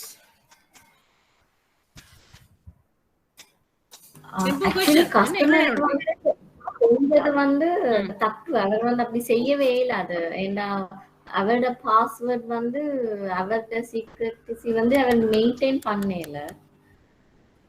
சோ நாங்க வந்து அவங்களுக்கு சொல்லி கொடுக்கணும், இப்படிதான் இது வந்து எல்லாருக்கும் கொடுக்க கூடாது, இது உங்களோட பர்சனல் சொல்லி அவருக்கு விளங்கப்படுத்ததான் முடியும். அண்ட் அப்படி ஏதாச்சும் நடந்திருந்தா டிரான்ஸ்லேஷன் செக் பண்ணி அவருக்கு இன்ஃபார்ம் பண்ணலாம் என்னென்ன டிரான்ஸ்லேஷன் நடந்திருக்குன்னு. குட். பிகாஸ் நீங்க சொன்ன மாதிரி பேசிக்கே அவர் மீறிட்டார். அண்டர்ஸ்டுட். என்ன உங்களுக்கே தெரியும், பெரிய பெரிய பாஸ் அவருக்கு நேரம் இல்லாத பொழுது பர்சனல் பாஸ்வேர்ட் அது எல்லாத்தையும் அவருக்கு நேரம் இல்லை, ப்ராக்டிக்கலி அவருக்கு நேரம் இல்லை இதெல்லாம் செய்யறதுக்கு அவங்களோட செக்ரட்டரிக்கு தான் கொடுப்பினான். அது ப்ராக்டிக்கலா நடந்தாலும் ஆனா அப்படி கொடுக்க கூடாது, அது பேசிக். அப்படி கொடுத்துருந்தா அவர் தான் முழுக்க பொறுப்பாளி. அவர் தான் முழுச பொறுப்பாளி. அடுத்து அதை போட்டு அரசாங்கத்தில் உயர் பதவியில் உள்ள அலுவலர். அப்ப அவருக்கு தெரிஞ்சிருக்கணும். அவர் படிக்காத ஆளும் கிடையாது. He should know that. அப்ப இந்த இன்டர்நெட் அப்ப நீங்க சொன்ன மாதிரி அட்வைஸ் பண்ணத்தான் முடியும். இதுல நீங்க செய்ய முதலாவது அட்வைஸ் பண்ண முடியும். அட்வைஸ் பண்ணிட்டு நீங்க உண்மையாவே அவருக்கு ஹெல்ப் பண்ணலாம், ரிகன்சைல் பண்றதுக்கு போட மாட்டா. என்ன சரி ரிகன்சிலியேஷன் அவர் என்ன கேட்கிறார், எனக்கு ரிகன்சைல் பண்ண முடியாதுன்னு கேட்கிறார். உண்மையாவே ஃப்ராட் நடந்திருக்கா இல்லையான்றது ஒரு பக்கம் இருக்கு. அவருக்கு முதல் ரிகன்சைல் பண்ணிடலாம். மேபி அவர் எங்களுக்கே சம்டைம்ஸ் நேற்று நடந்த டிரான்சாக்ஷன் நடந்த டிரான்சாக்ஷன் கேட்டு எங்களுக்கே தெரியாது. அப்ப இதுல இன்னொருத்தர் டிரான்சாக்ஷன் உங்களுக்கு பிஹாஃப் ஆஃப் சுத்தமா தெரியாது. So what you can do is அதுல உங்களுக்கு ரிகன்சைல் பண்றதுக்கு ஹெல்ப் பண்ணலாம். நீங்க அவட்ட அக்கௌண்ட் தானே, டீட்டெயிலா சம்டைம்ஸ் நரேஷன் கிளியர் இல்லாட்டி என்னத்துக்காக இப்போ சில அவுட்லெட்டை பாத்தீங்கன்னு சொன்னா ஒரு பீட்சா அவுட்லெட் பாத்தீங்கன்னா சர்டன் பீட்சா அவுட்லெட்ல பேர் வித்தியாசமா இருக்கும். உங்களுக்கு ஷூர் இல்ல நான் நேற்று பீட்சா சாப்பிட்டேன்னா பீட்சா ஹட்ல, பட் சம்டைம்ஸ் அவங்களோட ரெஜிஸ்ட்ரேஷன் நேம் வேறையா இருக்கலாம். அதுல வர registration name actual registration name வேறு. ஸோ நீங்க அந்த மாதிரி ஹெல்ப் பண்ணலாம். You can help to understand என்ன டிரான்சாக்ஷன் ஹெல்ப் பண்ணலாம். அது செய்யும் போது அவருக்கு தெரியுமா நான் செய்திருக்கேன் இல்லன்றது அவர் சொன்னதாக ஞாபகம் இருக்கும். அது மீறி ஃப்ராட் நடந்திருந்தா சொல்லணும் இந்த டிரான்சாக்ஷன் சீம்ஸ் டு பி நீங்க சொல்லாதான் நடந்திருக்குது அப்படிதான் சொல்லி போட்டு அதுக்கு மேல அவருக்கு நீங்க நடவடிக்கை எடுக்கும் அப்படின்னா லீகல் அட்வைஸுக்கு ரெக்கமெண்ட் பண்ணலாம். அதை அவர் தான் பார்த்துக்கணும். அது உங்களுக்கும் அவருக்கும் சம்பந்தம் இல்லை, நீங்க பொறுப்பு இல்லையா செய்யறதுக்கு. ஸோ லீகல் அட்வைஸ் பண்ணலாம். ஆனா நீங்க அந்த டச்ல இருக்கணும் என்ற பிறகு அவர் டிஸ்பியூட் பண்ண டிரான்சாக்ஷன் உங்களுக்கு தான் நஷ்டம் அது. ஸோ நீங்க சரியா அந்த அந்த லீகல் அட்வைஸ் சரியான முறையில் அவருக்கு சொல்லும்போது மூலம் அவரும் ஃபாஸ்டா அதை ஆக்ட் பண்ணி செய்யலாம். உங்களுக்கும் நெகட்டிவா எதுவும் பிரான்ச்சுக்கு லாஸ் இல்லாம பார்த்துக்கொள்ளலாம். ஓகே, அப்புறம் கோர்ட் கேஸ் அப்படி இப்படி போய் ஓவர் டிராஃப் அப்படி இப்படி எதுவும் போனால் பிறகு உங்களுக்கு தான் கேஸா. ஓகேவா? Right. Last question. Thiru LGU வேறொரு மாகாணத்திற்கு குடிபெயர்வதால் கடன் அட்டையில் தான் கொடுக்க வேண்டிய எல்லாவற்றையும் தனது சொப்பு கணக்கிலிருந்து கொடுத்து தீர்க்கும்படியும் வங்கியுடனான உறவையும் முடிவுக்கு கொண்டு வரும்படியும் உமது வங்கியை வேண்டுகின்றார். ஆயினும் கடன் அட்டையின் அவரது வட்டி கொடுப்பனவு இன்னும் நிலுவையில் உள்ளதை நீர் காண்பதுடன் இந்த சிறிய நிலுவையை நீர் கிரிப்பிற்கு தெரிவித்தும் உள்ளீர். ஓகே, திரு LGU சில காலத்துக்கு பின் தனது புதிய வங்கியின் ஒரு தனிப்பட்ட கடனுக்கு விண்ணப்பித்துள்ளார். உமது வங்கியின் கடன் அட்டையின் கொடுப்பனவுகள் நீண்ட காலமாக தவணை கடந்துள்ளதன் காரணமாக புதிய வங்கியானது அவரது கடனை மறுத்துள்ளது. இச்சச்சரவை நீர் எவ்வாறு கையாள்வீர்?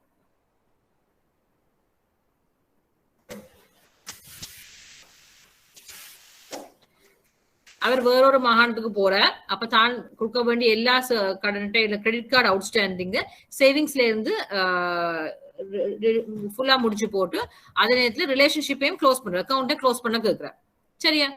அப்ப இந்த அமௌண்ட் வந்து ஆல்ரெடி டியூல வந்து இருக்குது. அந்த டியூல வந்து நீங்க கிரிப்புக்கு சொல்லிட்டும் இருக்கிறீங்க. சரியா? அப்ப ஆல்ரெடி அந்த அந்த கடன் அட்டையில வந்து வட்டி கொடுப்ப இன்னும் நிலுவை இருக்குது. அதாவது சேவிங்ஸ்ல இருந்து செட்டில் பண்ண பிறகு இன்னும் there is outstanding in the credit card. அப்ப அவர் கேட்கிற கொஞ்ச காலத்துக்கு பிறகு கிரிப்புக்கு நீங்க சொல்லியும் விட்டீங்க, எல்லாம் முடிஞ்சது, கிரிப்புக்கு சொல்லியாச்சு. ஆனா இன்னொரு நியூ பேங்க்ல இருந்து கடனுக்கு இன்னொரு லோனுக்கு வச்சிருக்கிற அந்த பேங்க் இந்த அக்கௌண்ட்ல ஓவர் டியூ இருக்கிற காரணத்தால லோனை நிராகரிச்சிருக்குது. இந்த இஷ்யூ என்னன்னு கையாளுது?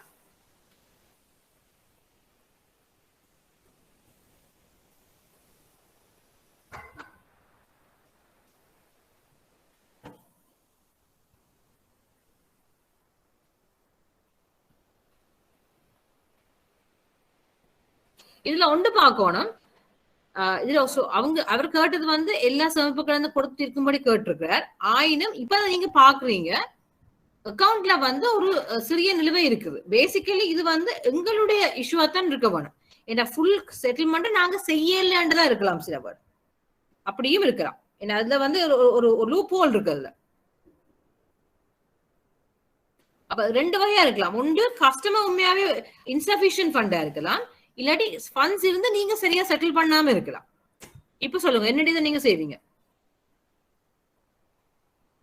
ஆன்சர்.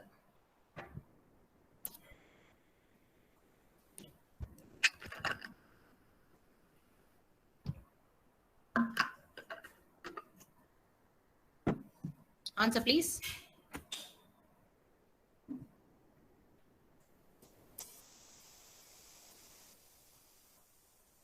சொல்லுங்க, நீங்க எப்படியா செய்வீங்க?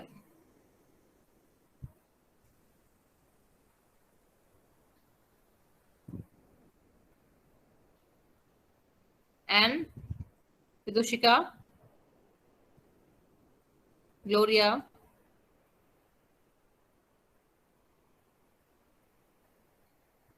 क्वेश्चन கொஞ்சம் வேகா இருக்கு. சோ எல்லா பாசிபிலிட்டிக்கும் நீங்க ஆன்சர் பண்ண வேணும்.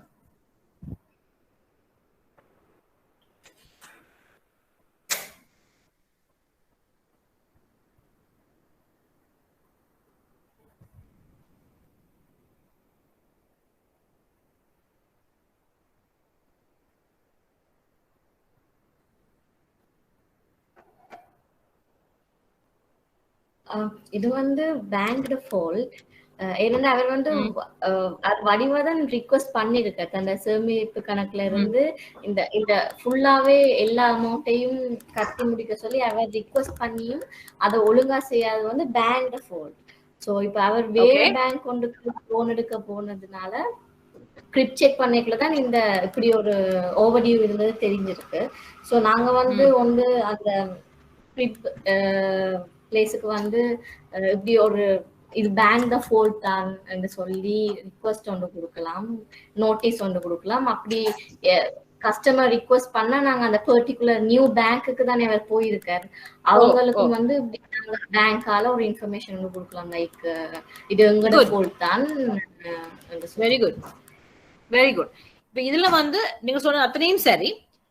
ஐ வுட் அப்ரிஷியேட் இன்னொரு லைன் ஆட் பண்ணியிருந்தேன். அண்ட் இது நான் சொன்ன மாதிரி இதை வந்து எக்ஸாக்ட்லி சொல்ல இல்லை, யாருடைய ஃபால்ட் எக்ஸ்பிளிசிட்டா சொல்லல. அவர் சொல்லியிருக்கிறார் உங்க வங்கியே வேண்டுகிறார், இப்ப நீங்க நீர் காண்றீங்க இப்பதான் சரியா. அப்ப ரெண்டு ஆப்ஷன் உண்டு, உங்களோட இது எப்படியோ உங்களோட பிள்ளையாத்தான் இருக்க போகணும். அதை நீங்க இன்னொரு வகையில சொல்லலாம், அவர் கணக்கு தீர்க்கும் உறவை முடிவு கொண்டு போய் வேண்டுகிறார். உறவை முடிக்கிறா கம்ப்ளீட்டா ரிலேஷன்ஷிப்பை க்ளோஸ் பண்ண, அக்கௌண்ட்டை க்ளோஸ் பண்ண வச்சுடுற. நீங்க அதுவும் செய்யல, சரியான நேரத்து சரியான விதத்துல ஃபுல் அவுட்ஸ்டாண்டிங்க செட்டில் பண்ணி க்ளோஷர் லெட்டர் கொடுக்கணும் சரிதானே. கிரெடிட் கார்டை க்ளோஸ் பண்ண லெட்டர் ஒன்று கொடுக்கணும், அக்கௌண்ட்டை க்ளோஸ் பண்ணா க்ளோஷர் லெட்டர் கொடுக்கணும். அட் த லீஸ்ட் ஃபுல் செட்டில்மெண்ட்டை ஃபுல்லா பண்ணிருக்காடு அதை பார்க்கணும். அப்ப உண்மையாவே அக்கௌண்ட்ல காசு இருந்து நீங்க செய்யாமட்டா அது உங்களோட ஒரு புல. ரெண்டாவது காசு இல்ல அப்பவே சொல்ல காசு பத்தாம போயிருக்கலாம், அதை பத்தி ஒண்ணுமே சொல்லல. அந்த கிரெடிட் கார்டுல 50,000 இருந்தா 40,000 அக்கௌண்ட்ல 10,000 பத்தாம போயிருக்கணும் அப்பவே சொல்லிருக்கணும். அப்ப தென் நீங்க ஓகே இருப்பீங்க, உங்களோட பிரச்சனை நீங்க அப்பவே சொல்லிட்டீங்க சாரி அக்கௌண்ட்ல காசு இல்ல, அப்ப நீங்க செட்டில் பண்ணணும் நீங்க அப்பவே சொல்லிருக்கணும். அதுவும் செய்யல, அநேகமா அதுதான் செய்யவில்லை. அப்ப எது எப்படி இருந்தாலும் இது உங்களுடைய ஃபால்ட் தான் வருதுன்னு சரியான வகையில நீங்க செயல்பட்டு இருந்தீங்கன்னா ஒன்று ரிலேஷன்ஷிப்பை ஃபுல்லா முடிச்சிருக்க முடியாது. ஒரு அவுட்ஸ்டாண்டிங் இருக்கும் போது நீங்களும் அதை கவனிக்கல. இப்ப வந்து சொல்லலாது அமௌண்ட் இன்னும் செட்டில் ஆகலன்னு சொல்லவும் மேலாது. ஸோ ரூட் காஸ் அனாலிசிஸ், மூல காரண பகுப்பாய்வு கண்டிப்பா நடக்க வேண்டும். ரூட் காஸ் அனாலிசிஸ், மூல காரண பகுப்பாய்வு, யாரிட மேல பிழை இருக்குது என்றதை கிளியரா தெரிஞ்சுக்கொள்ளும். ஓகேவா, அது கண்டிப்பா தெரிஞ்சுக்கொள்ளணும். அந்த அது செய்த பிறகுதான் நீங்க பாசிபிலிட்டியை பார்த்து ஆண்டனி ஒரு ஆன்சர் கொடுத்துருக்கேன். And also we have to facilities which we had example, what is your card limit, sorry, and also we have to reverse the excess interest and penalty charges if it's a fault. Exactly, very good point. Very good point. In case in either overdraft or because credit card சொன்னா நீங்க பே பண்ணாம கணக்காலத்துக்கு விட்டு இருந்தா இன்ட்ரெஸ்டும் excess penalty ஃபீயும் அடிச்சிருக்கும்.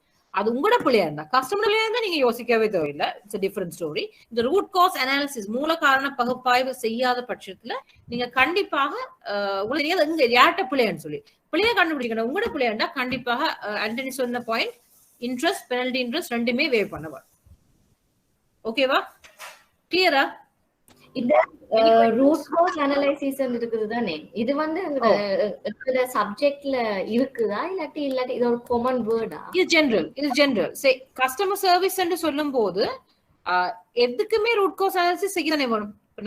நான் ஒரு வேர்டா சொல்றது, இந்த மூலக்காரண பகுப்பாய்வுன்ற வேர்டா சொன்னது எல்லாத்துக்குமே நீங்க செய்யறதுதான். ஒரு கஸ்டமர் கம்ப்ளைண்ட் வந்துச்சு என்ன செய்வீங்க?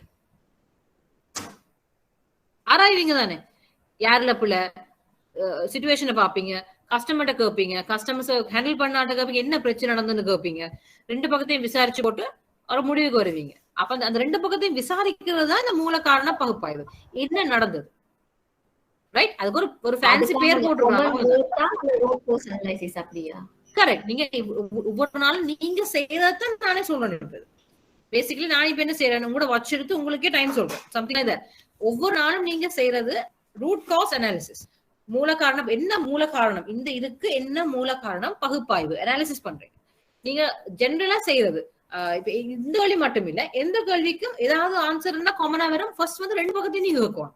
கஸ்டமர் கம்ப்ளைண்ட் பண்ணா கஸ்டமரை மட்டும் வச்சு கொண்டு போகணும். நீங்க கஸ்டமர் சர்வீஸ் பண்ண ஏஜென்ட்டையும் கேட்கணும் என்ன நடந்தது, அதுக்கு சிச்சுவேஷனை பார்க்கணும்.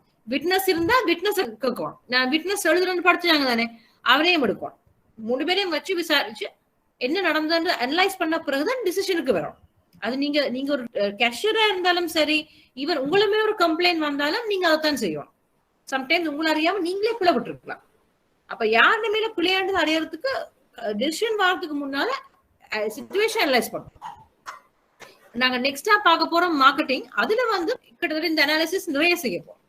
ஸோ இந்த ரூட் காஸ் அனாலிசிஸ் எதுக்குமே ரொம்ப முக்கியமானது. உங்களோட டே டு டே லைஃபுக்கு முக்கியம். எந்த கொஸ்டின் வந்தாலும் அப்படி ஆன்சர் பண்றதும் ரொம்ப முக்கியம். ஓகேவா Rithushika? Clear? Okay done. So 5-1 ஒரு 5 minutes பிரேக் எடுப்போமா? we are going to meet அடுத்த சப்ஜெக்ட்டுக்கு போக போறோம். மியூட்ல நில்லுங்க, லாக் ஆஃப் பண்ண வேணாம் please.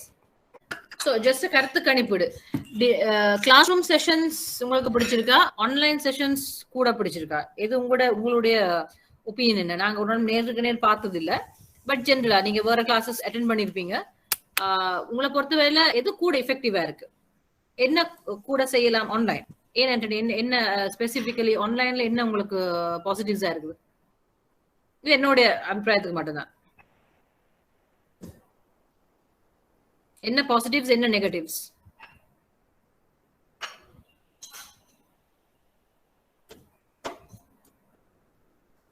திதோஷிகா, Gloria?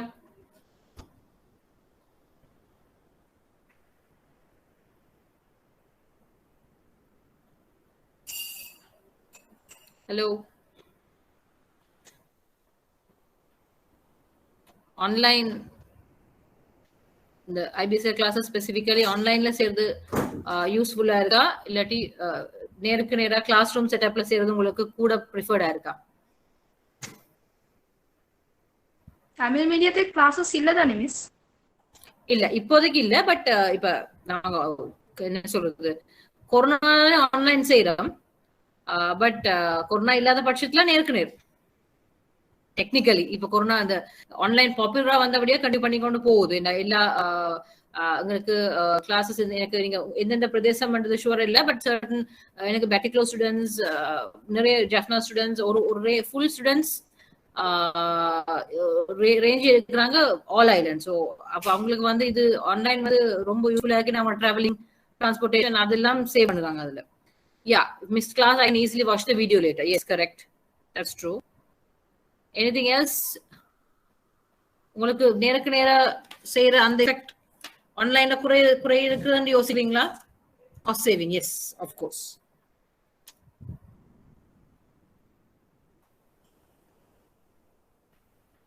Okay, just asking only. So and let me know இப்ப ஆல்மோஸ்ட் 4 classes இல்லையா இண்டியோட. ஸோ ஏதாவது என்னுடைய டீச்சிங் ஸ்டைல ஏதாவது இம்ப்ரூவ் பண்ணணுமா இல்ல ஸ்லோ பண்ணணுமா? நான் யூஸ்வலி கொஞ்சம் ஃபாஸ்டா பேசுறாள். ஸோ எதுவும் டிஃபிகல்ட்டி இருந்தா இமீடியட்டா சொல்லுங்க, நான் ஸ்லோ பேஸ் பண்ணி போறேன். ஓகேவா? நான் கொஞ்சம் ஃபாஸ்டா போனா ப்ளீஸ் சொல்லுங்க, திருப்பி இதனை சொல்லி நான் அதுக்கு ஏற்ற மாதிரி போவேன். ரைட்? ஓகே, இன்றைக்கு நாங்க பார்க்க வேண்டிய சப்ஜெக்ட் மார்க்கெட்டிங், நிதியியல் தயாரிப்பு தொடர்பான சந்தைப்படுத்தல், ஃபைனான்சியல் ப்ராடக்ட் மார்க்கெட்டிங். முதல்ல சொல்லுங்க, இந்த பேட்ச்ல இதுல இருக்கிற ஆக்கள்ல யாராவது மார்க்கெட்டிங் சம்பந்தமா படிச்சிருக்கீங்களா? யாராவது ஏதாவது சந்தர்ப்பத்துல மார்க்கெட்டிங் பேசிக்ஸ் யாருக்காவது தெரியுமா? ஏதாவது?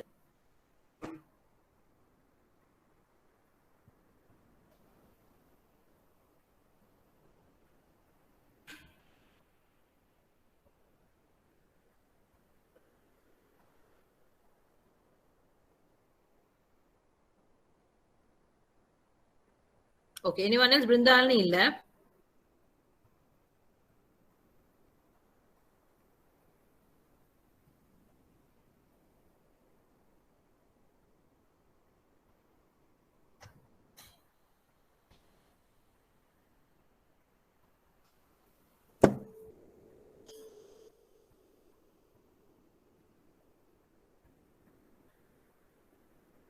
Gloria இல்ல. Anyone else have some exposure to marketing? ஏதாவது வகையில?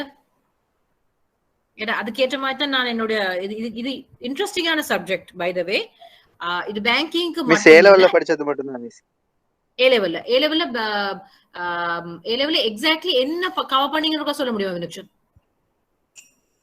என்ன பேசிக் கவர் பண்ணீங்கன்னு சொல்ல முடியுமா? அப்பனா மார்க்கெட்டிங்னா என்னன்னு படிச்சுட்டு அதோட கூறுகள் எல்லாம் படிச்சோம் மிஸ். அதோட விரிவாக்கம் மட்டும் தான் படிச்சோம். அதோட விரிவாக்கம் 4Ps 7Ps அத படிச்சீங்க? அத மட்டும் தான் படிச்சோம் மிஸ். ஆமா மிஸ். அவ்வளவுதான், அதுக்கு மேல ஒண்ணும் படிக்கல. ஓகே ஓகே இல்ல குட். மிஸ். anyone else இது வந்து இட்ஸ் a general subject. இது நீங்க பேங்கிங்ல இப்ப படிக்கிறீங்க, வேற நீங்க பேச்சுலர்ஸ் மாஸ்டர்ஸ் அப்படி MBA பிசினஸ் பிஎஸ்சி படிக்கும் போது இதை விரிவா படிப்பீங்க. இது நான் ஒரு 2-3 கிளாஸ்ல ஒரு கிராஷ் கோர்ஸ் மாதிரி சொல்ல போறேன் உங்களுக்கு.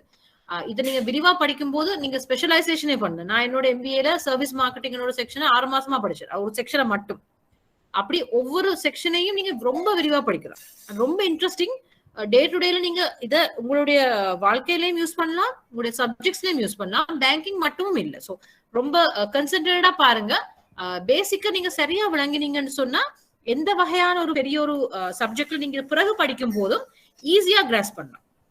ஈஸி மார்க்ஸும் கொஞ்சம் ஈஸியா இருக்கு மாதிரி தான் தெரியும், கொஞ்சம் டிஃபிகல்டிஸ் இருக்குது. பட் பேசிக்கா சரியா விளங்கினீங்கன்னா சூப்பர் ஈஸி. ஓகே.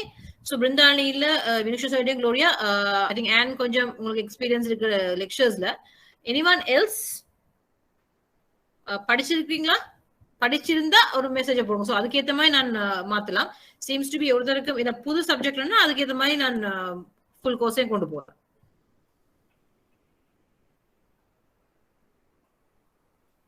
இல்லையா? So I will take Dineshan. So Taneshan, any experience in marketing related subjects?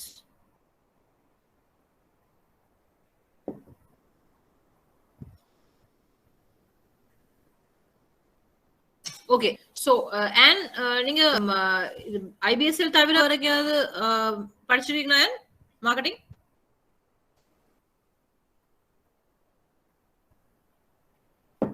No. Okay okay. So நான் அஸ்யூம் பண்ண போறேன் இந்த இப்ப உள்ள லைன்ல ஆன்லைன்ல இருக்கிற ஒருத்தருக்கும் டீப்பா அண்டர்ஸ்டாண்டிங் இல்லைன்ற அசம்ஷன்ல நான் கொண்டு போறேன். ஓகேவா? ரைட். Let's see. உங்களை பொறுத்தவரையில ஓகே அகைன் உங்களை பொறுத்தவரையில மார்க்கெட்டிங் என்ன லேமன் பேசிக் அண்டர்ஸ்டாண்டிங் கேக்குறேன். மார்க்கெட்டிங் என்னவா இருக்குன்னு நினைக்கிறீங்க? சந்தைப்படுத்தல், நிதியியல் தொடர்பான சந்தர்ப்பத்தை படிக்கிறோம். அதுக்கு முதல்ல ஜஸ்ட் மார்க்கெட்டிங் என்ன? மார்க்கெட்டிங்கோட சம்பந்தப்பட்ட 2-3 வார்த்தைகள் இருக்கு. மார்க்கெட்டிங் பாப்புலர் வார்த்தை இது, sales and marketing. Sales and marketing என்ன? சேல்ஸும் மார்க்கெட்டிங்கும் ஒன்றா? அப்படி என்ன? Any idea?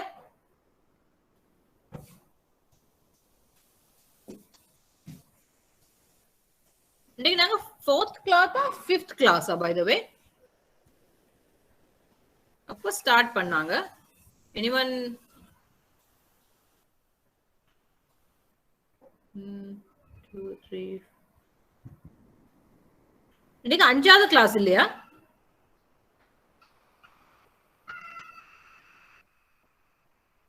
திதுஷிகா இன்னைக்கு 5th கிளாஸா 4th கிளாஸா?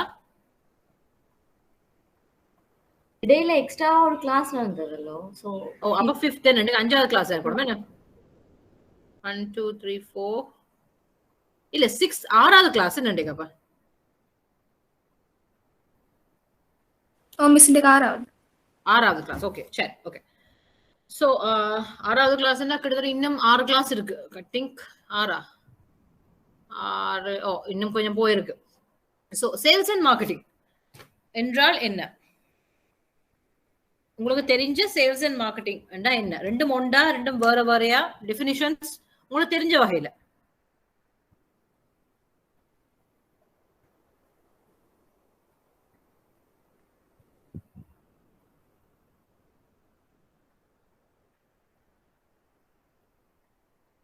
சொல்லுங்க.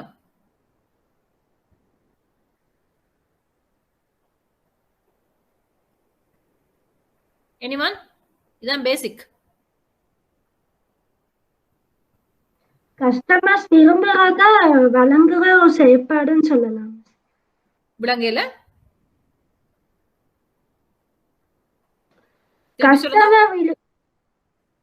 கஸ்டமர் விரும்புற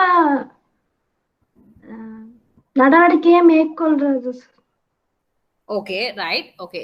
சேல்ஸா மார்க்கெட்டிங் அது என்னது? மார்க்கெட்டிங் விளங்கல ரெண்டுமே marketing marketing sales sales and marketing தமிழ்ல சொன்னா விற்பனையும் சந்தைப்படுத்தலும் சேல்ஸ் அண்ட் மார்க்கெட்டிங்க்கு தமிழாக்கம் விற்பனையும் சந்தைப்படுத்தலும் விற்றல் அல்லது சந்தைப்படுத்தல் மார்க்கெட்டிங் ஒன்று செஞ்சுட்டு தான் ஒரு ப்ராடக்ட் ஒன்று சேல் பண்ணலாம் ஸோ தங்களோட ஒரு கம்பெனியோ எந்த ஒரு நிறுவனம் உண்டு தங்களோட ப்ராடக்டை வந்து ஹவு டு சே தங்களோட ப்ராடக்டை எப்படி விற்பனை செய்யறது எப்படி மக்கள்கிட்ட கொண்டு போறது அப்படியான ஒரு வெரி குட் குட் கரெக்ட் சரி ரைட் சரி சொன்னது சரி என்னன்னு சொன்னா இட்ஸ் அபவுட் பிருந்தாலினியும் பிருத்திவிராஜும் சொன்னது சேல்ஸ் அண்ட் மார்க்கெட்டிங் ரெண்டுமே வேறு வேறு ஆனாலும் நீங்க ஓவர்சீஸ்ல பாத்தீங்கன்னு சொன்னா குளோபலி பாத்தீங்கன்னா உலகமயமாக்கல பாத்தீங்கன்னு சொன்னா the effective way of sell goods and services to beneficiary in a profitable way by identifying customer needs and want. Very good Anthony. So selling and சொல்றது விற்பனை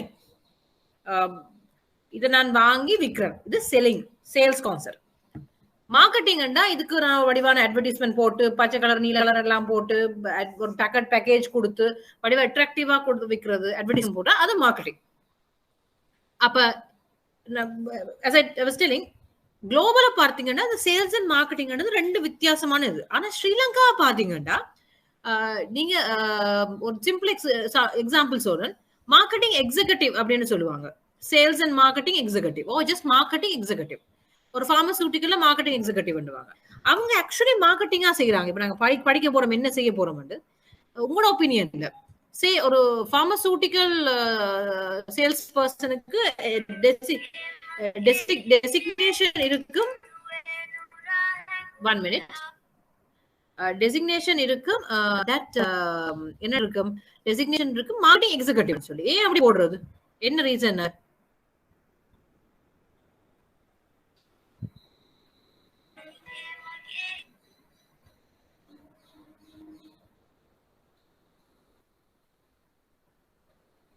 சொல்லுங்க ஏன் அப்படி marketing pharmaceutical sales representative marketing எக்ஸிகியூட்டிவ்னு சொல்ல போட்டிருப்பாங்க ஏன் அப்படி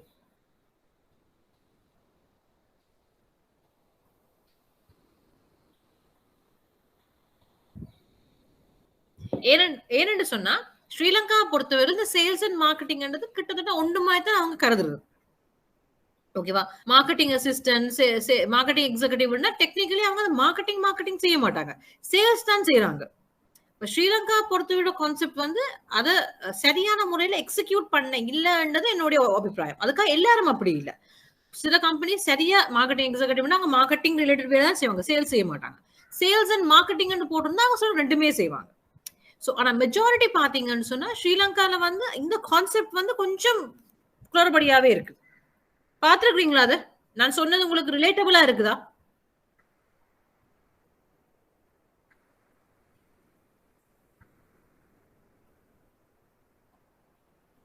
இது கொஞ்சம் கதைச்சு செய்ய வேண்டிய வேலை இந்த நீ வரப்போறது அத்தனையும் நாங்க டிஸ்கஷன்ல தான் போக போகுது வெரி இன்ட்ரெஸ்டிங் ஸோ நீங்க உங்களோட பங்களிப்பு எனக்கு ரொம்ப முக்கியம் ஓகே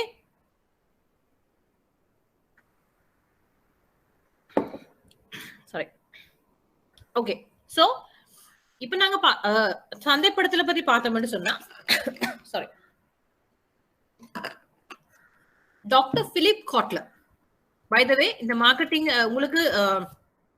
உங்களுக்கு நான் கொடுக்க போற ஹோம்ஒர்க் நான் தருவேன் பட் இந்த மார்க்கெட்டிங் ஸ்பெசிபிக்கலி ஹோம்ஒர்க் நான் இந்த முறை நான் ஒவ்வொரு முறையும் எக்ஸ்பிளைன் பண்ண இந்த reading on marketing principles okay marketing notes நான் என்னென்ன தாரணும் அதை தயவு செய்து கொஞ்சம் ஃபர்தரா ரீட் பண்ணி கொடுங்க further reading on marketing notes everyday இது நான் ஒரு நாளும் சொல்ல மாட்டேன் ஸ்பெசிபிக்கலி மார்க்கெட்டிங் கண்டிப்பா நீங்க நிறைய வாசிக்க வேணும் சரியா எக்ஸாம்பிள்ஸ் எடுக்கலாம் குளோபல் எக்ஸாம்பிள்ஸ் எடுக்கலாம் லோக்கல் எக்ஸாம்பிள்ஸ் எடுக்கலாம் இந்த ஒரு subject very common subject so நீங்க வாசிக்கிறதுக்கு நிறைய மெட்டீரியல்ஸும் இருக்கு ஓகேவா ஸோ நிறைய பேர் இந்த சந்தைப்படுத்தலுக்கு வந்து நிறைய வித்தியாசமான டெஃபினிஷன் எல்லாம் வச்சிருக்காங்க அதுல வந்து பாப்புலர் ஆனது வந்து இந்த டாக்டர் பிலிப் காட்லர் என்றவருடைய டெபினிஷன்.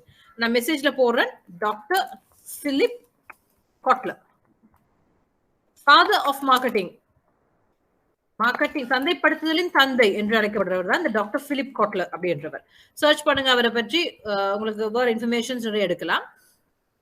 ஓகே, டாக்டர் பிலிப் காட்லரின் சந்தைப்படுத்துதலுக்கான வரைவிலக்கணம் என்ன சொல்றாருன்னு சொன்னா, சந்தைப்படுத்தல் என்பது ஒரு குறி இலக்கு சந்தைப்படுத்தல் தேவைகளை லாபத்தில் பூர்த்தி செய்வதற்கான மதிப்பை ஆராய்வது, உருவாக்குவது மற்றும் வழங்குவதற்கான அறிவியல் கலை என்று டாக்டர் பிலிப் காட்லர் வரையறுக்கிறார். சந்தைப்படுத்தல் நிறைவேறாத தேவைகளையும் விருப்பங்களையும் அடையாளம் காட்டுகின்றது. இது அடையாளம் காணப்பட்ட சந்தையின் அளவு மற்றும் லாபத்திறனை வரையறுக்கிறது மற்றும் அளவிடுகிறது. எந்தெந்த பிரிவுகளுக்கு நிறுவனம் சிறந்த சேவையை வழங்க முடியும் என்பதையும் இது சுட்டிக்காட்டுகின்றது. மேலும் இது பொருத்தமான தயாரிப்புகள் மற்றும் சேவைகளை வடிவமைத்து ஊக்குவிக்கின்றது. அகெயின் நான் சொன்ன மாதிரி சந்தைப்படுத்துறதுக்கு நிறைய வரைவிலக்கணங்கள் இருக்கு. நீங்க இதைத்தான் மெயின்டைன் பண்ண இல்ல, ரீட் பண்ணுங்க, சர்ச் பண்ணுங்க. இது நான் உங்களுக்கு ஒரு பாப்புலரான டெஃபினிஷனை நான் டிரான்ஸ்லேட் பண்ணி தான் இருக்கிறேன். ஸோ இங்கிலீஷ்ல நீங்க பாத்தீங்கன்னா அது சம்டைம்ஸ் இந்த டெஃபினிஷன் ரொம்ப ஈஸியா இருக்கு. நாங்க அதையும் இப்ப பாத்துருவோம். ஓகேவா? என்ன உங்களுக்கு எக்ஸ்பிளைன் பண்ணும்போது சில வேர்ட் சொன்ன மாதிரி இங்கிலீஷ் வேர்ட்ஸ் போட்டுங்கன்னா ஈஸியா இருக்கும். Marketing definition of Dr. Philip Kotler. Right? நான் மெசேஜ்ல போடுறேன். இதை பார்த்துட்டு நாங்க அங்க கொண்டு போவோம், ஈஸியா இருக்கும் எக்ஸ்பிளைன் பண்றது. Dr. Philip Kotler defines marketing as the science and art of exploring, creating, delivering value to satisfy the needs of a target market at a profit.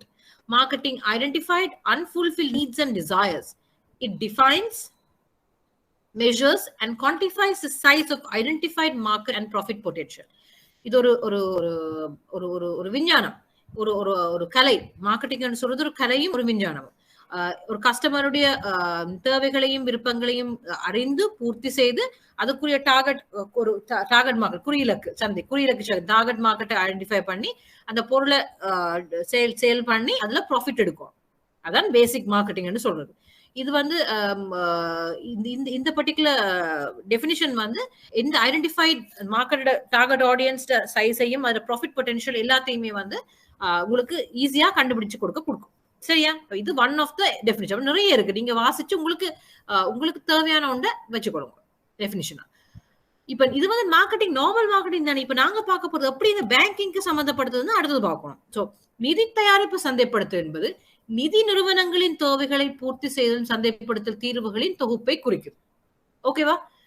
இப்ப நாங்க நார்மல் மார்க்கெட்டிங் பார்த்தோம். அதே இது நிதி மார்க்கெட்டிங், நிதி சேவை, பைனான்சியல் இண்டஸ்ட்ரியில பார்த்தா நிதி சேவைகளின் தேவைகளை எப்படி பூர்த்தி செய்து சந்தைப்படுத்துதல்ன்றதுதான் இந்த நிதி சேவைகளின் சந்தைப்படுத்தல் வருது. மிகவும் பயனுள்ள நிதி சந்தைப்படுத்துகள் புதிய தயாரிக்கவை ஊக்குவிக்கிறதுக்கும், நியூ ப்ராடக்ட் டெவலப்மெண்ட்டுக்கும், பிராண்ட் ரெகக்னிஷன், பிராண்ட் விழிப்புணர்வு, பிராண்ட் அவேர்னஸ் அதிகரிக்கிறதுக்கும். இப்ப ரீசெண்டா நீங்க பாத்தீங்கன்னா டிஜிட்டல் சேனல்ஸ் தான் கூட உதவுது. இப்ப நீங்க பில் போர்ட்ஸ் பார்த்திருப்பீங்க. இப்ப நீங்க முந்தி கன்வென்ஷனல் நீங்க பாத்துப்பீங்க, சும்மா பிளேனான பில் போர்ட் பாத்துருப்பீங்க இல்லையா, அந்த பிரிண்டட் பில் போர்ட். இப்ப என்னன்னு பாக்குறீங்க, அந்த டிஜிட்டல் பில் போர்ட் பாக்குறீங்களா? நீங்க பாத்துருப்பீங்க இல்லையா?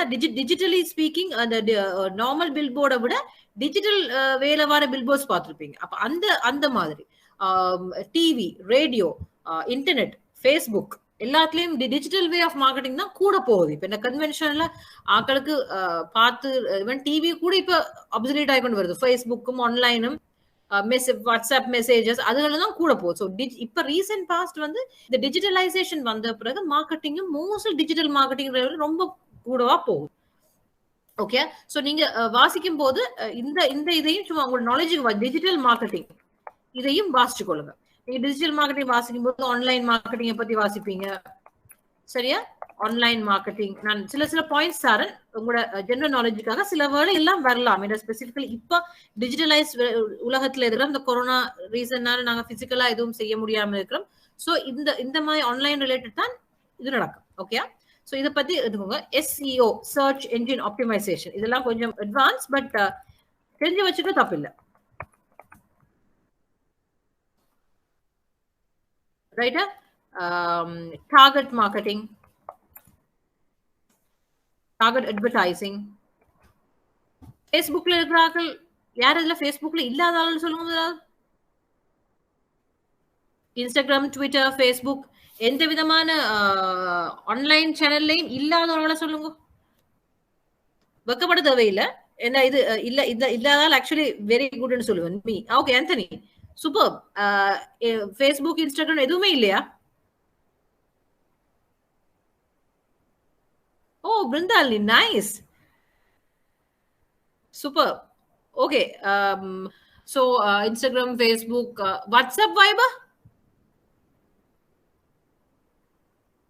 வாட்ஸ்அப், வைபர், ஆந்தனி, பிருந்தாலினி அது இருக்குது. ஓகே, திதுஷிகாவும் இல்லையா ஃபேஸ்புக் ஒன்றும் இல்ல? ஒண்ணுமே பிருந்தாலினி வாட்ஸ்அப், வைபரும் இல்ல.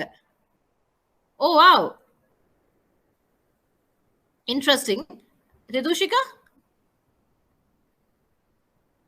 வாட்ஸ்அப் வைபர் யூஸ் பண்றேன், பட் ஃபேஸ்புக், இன்ஸ்டா, ட்விட்டர் அப்படி அந்த சோஷியல் மீடியா ஒன்றும் இல்ல. ஆக்சுவலி ஸ்பீக்கிங் ஒரு நல்ல ஒரு பேட்ச் ஏன் சொல்லக்கூடாது. ஏன்னா ஒன்று இந்த சோஷியல் மீடியாஸ்ல நீங்க டைம் ஸ்பெண்ட் பண்ணும்போது முதல்ல ரொம்ப இன்ட்ரெஸ்டிங்கா இருக்கும். ஆனா அதுக்கப்புறம் அதுவே என்ன சொல்றது ரொம்ப இரிட்டேட்டிங்கா போகும். உருப்படியா நீங்க எதுவுமே செய்ய மாட்டீங்க. பட் சாரி டு சே, நான் இருக்கிறேன். I know what it is. இந்த ஃபேஸ்புக் வைபர் இருக்கிறாங்களுக்கு தெரியும். சோஷியல் மீடியா ஸ்டார்ட் பண்ணுவீங்க ஒரு கொஞ்சத்துக்கு, அது 10 minutes சொல்லுவோம், கடைசியா 2 hours வந்து முடியும். அது எங்களே ஓவர் பவர் பண்றதுக்கு சில வேளை சான்ஸ் இருக்குது. இப்ப சம்டைம்ஸ் இந்த சோஷியல் மீடியா பிளாக் அவுட் எல்லாம் வந்து கொஞ்ச நாளைக்கு முன்னால, அந்த நேரத்துல உங்களுக்கு ரியலைஸ் ஆவீங்க இப்ப உங்களுக்கு இந்த சோஷியல் மீடியா இருந்து இல்லாம போனீங்களோ எனக்கு தெரியாது.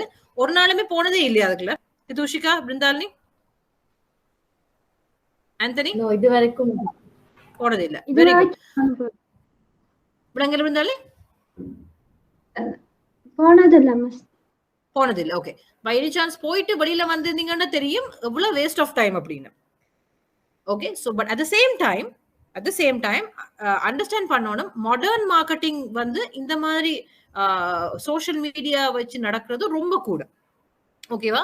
அப்ப இப்ப இங்க உள்ள பேட்ச்ல வந்து கிட்டத்தட்ட 3 பேர் கன்ஃபார்ம் பண்ணிக்க இல்லையாண்டு இந்த வாட்ஸ்அப், வைபர் கூட சோஷியல் மீடியா தான்.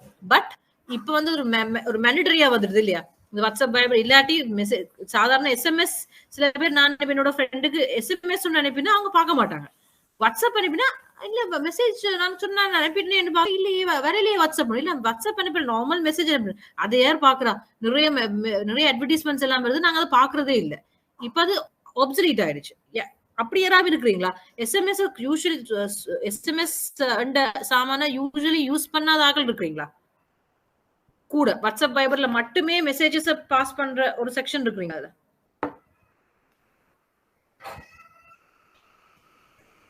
anyone like that?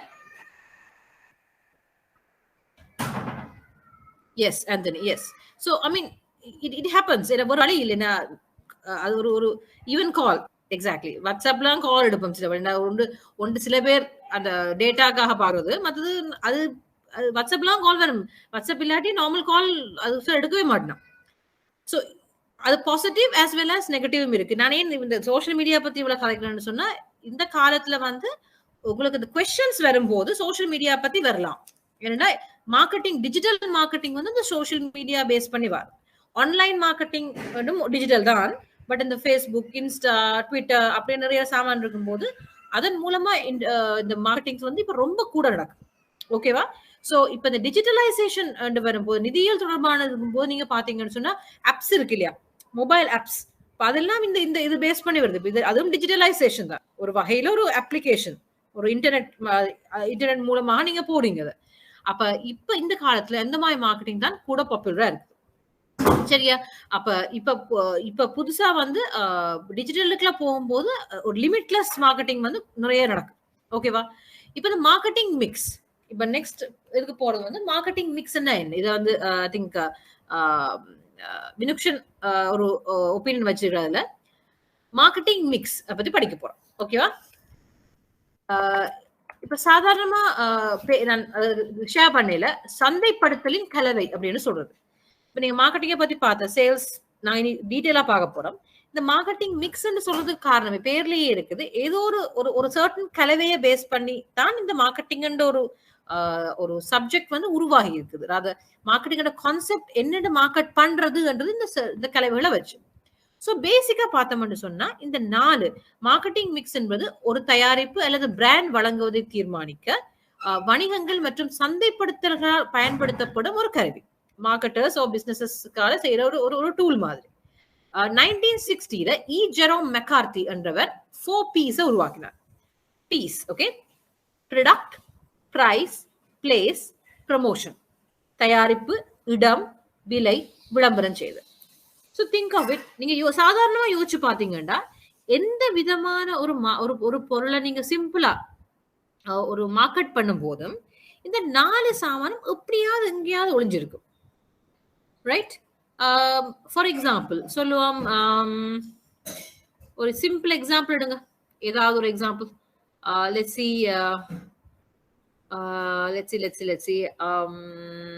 okay, a phone again. We'll take the phone, easy example. ஒரு ப்ராடக்ட், இது வந்து ப்ராடக்ட். ஒரு மார்க்கெட் பண்றதுக்கு முதல்ல ப்ராடக்ட் அத்தியாவசியம். இது என்ன பிரைஸ்ல விற்க போறீங்க? நீங்க எடுத்துட்டு வந்து இம்போர்ட் பண்ண விலை, நீங்க விற்கிற விலை, ப்ராஃபிட், அதான் பிரைஸ். இடம், எங்க வச்சு விற்க போறீங்க? இப்ப தராஸ், அலி எக்ஸ்பிரஸ், Amazon.com அப்படி ஆன்லைன் பேஸ்ல விற்க போறீங்களா? இன்டர்நெட்ல வச்சு விற்க போறீங்களா? இல்ல பிசிக்கலி சாஃப்ட் லாஜிக், டயலாக் அப்படி அந்த மொபிட்டெல் அந்த மாதிரி அவுட்லெட்ஸ் தனியா அதுக்கான ஒரு அவுட்லெட்டை போட்டு ஃபோன் ஷாப்ஸ் வச்சு அதுல வச்சு விற்க போறீங்களா? ப்ரமோஷன், எப்படியும் கூட கஸ்டமர்ஸுக்கு இந்த போனை பத்தி தெரிய போகுது. நீங்க பில் போர்டு வைக்க போறீங்களா? டிவி அனௌன்ஸ் பண்ண போறீங்களா? சோஷியல் மீடியா யூஸ் பண்ண போறீங்களா? இப்ப நீங்க சொல்லுங்க, உங்களோட ஒப்பீனியன் படி இந்த 4 எவ்வளவு முக்கியம்? ஏதாவது ஒரு ப்ராடக்ட்ல நீங்க யோசிக்கும் போது இந்த 4 சம்பந்தப்படாத ஏதாவது ஒரு மார்க்கெட்டிங் இருந்தா எனக்கு சொல்லுங்க, யோசிச்சு சொல்லுங்க. I'll give you a minute. இது ரொம்ப முக்கியம். Product, price, place, promotion. இந்த 4 basic of any marketing mix. அதுக்கு போறதுக்கு முன்னால நல்லா யோசிங்க. இந்த 4 ரொம்ப முக்கியம்.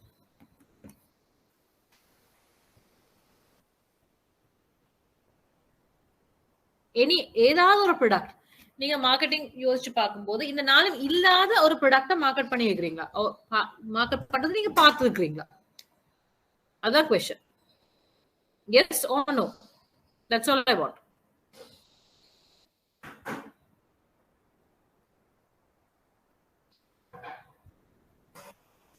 வினுக்ஷன் இல்ல எக்ஸ்பீரியன்ஸ்டான ஒரே ஒரு ஆள் நீங்க, அதான் உங்களை பிடிக்கிறது இல்ல. Service oriented product. Okay, right, okay, challenge. Antony சொல்றேன் சர்வீஸ் ஓரியன்டட் ப்ராடக்ட் அப்படி இல்லைன்னு சொல்றேன். ஓகே, எப்படி சொல்றீங்க ஆண்டனி? எக்ஸாம்பிள் சொல்லுங்க எனக்கு. Service oriented product. Okay, banking. Let's take banking. என்ன ப்ராடக்ட்? அதுலயே ப்ராடக்ட் வருது இல்லையா? ஃபார் எக்ஸாம்பிள் சொல்லுவோமா, கிரெடிட் கார்டு சொல்லுவோமா Anthony? Shall we take example? நீங்க உங்களோட எக்ஸாம்பிளோட சொல்லுங்க ஆண்டனி. எந்த எக்ஸாம்பிளோட? உங்களோட எக்ஸாம்பிளோட சொல்லுங்க. ஏதாவது ஒரு சர்வீஸ் ஓரியன்டட் ப்ராடக்ட் எக்ஸாம்பிள் சொல்லி இந்த 4ல ஒன்றாவது மிஸ் ஆகுதுன்னு ப்ரூவ் பண்ணுவோம் நீங்க. அதான் கொஸ்டின். ஏன்னா இது நீங்க சரியா புரிஞ்சாதான் இது பார்க்க சிம்பிள், பட் இது வந்து பெரிய நீள மங்கால பக்கம்.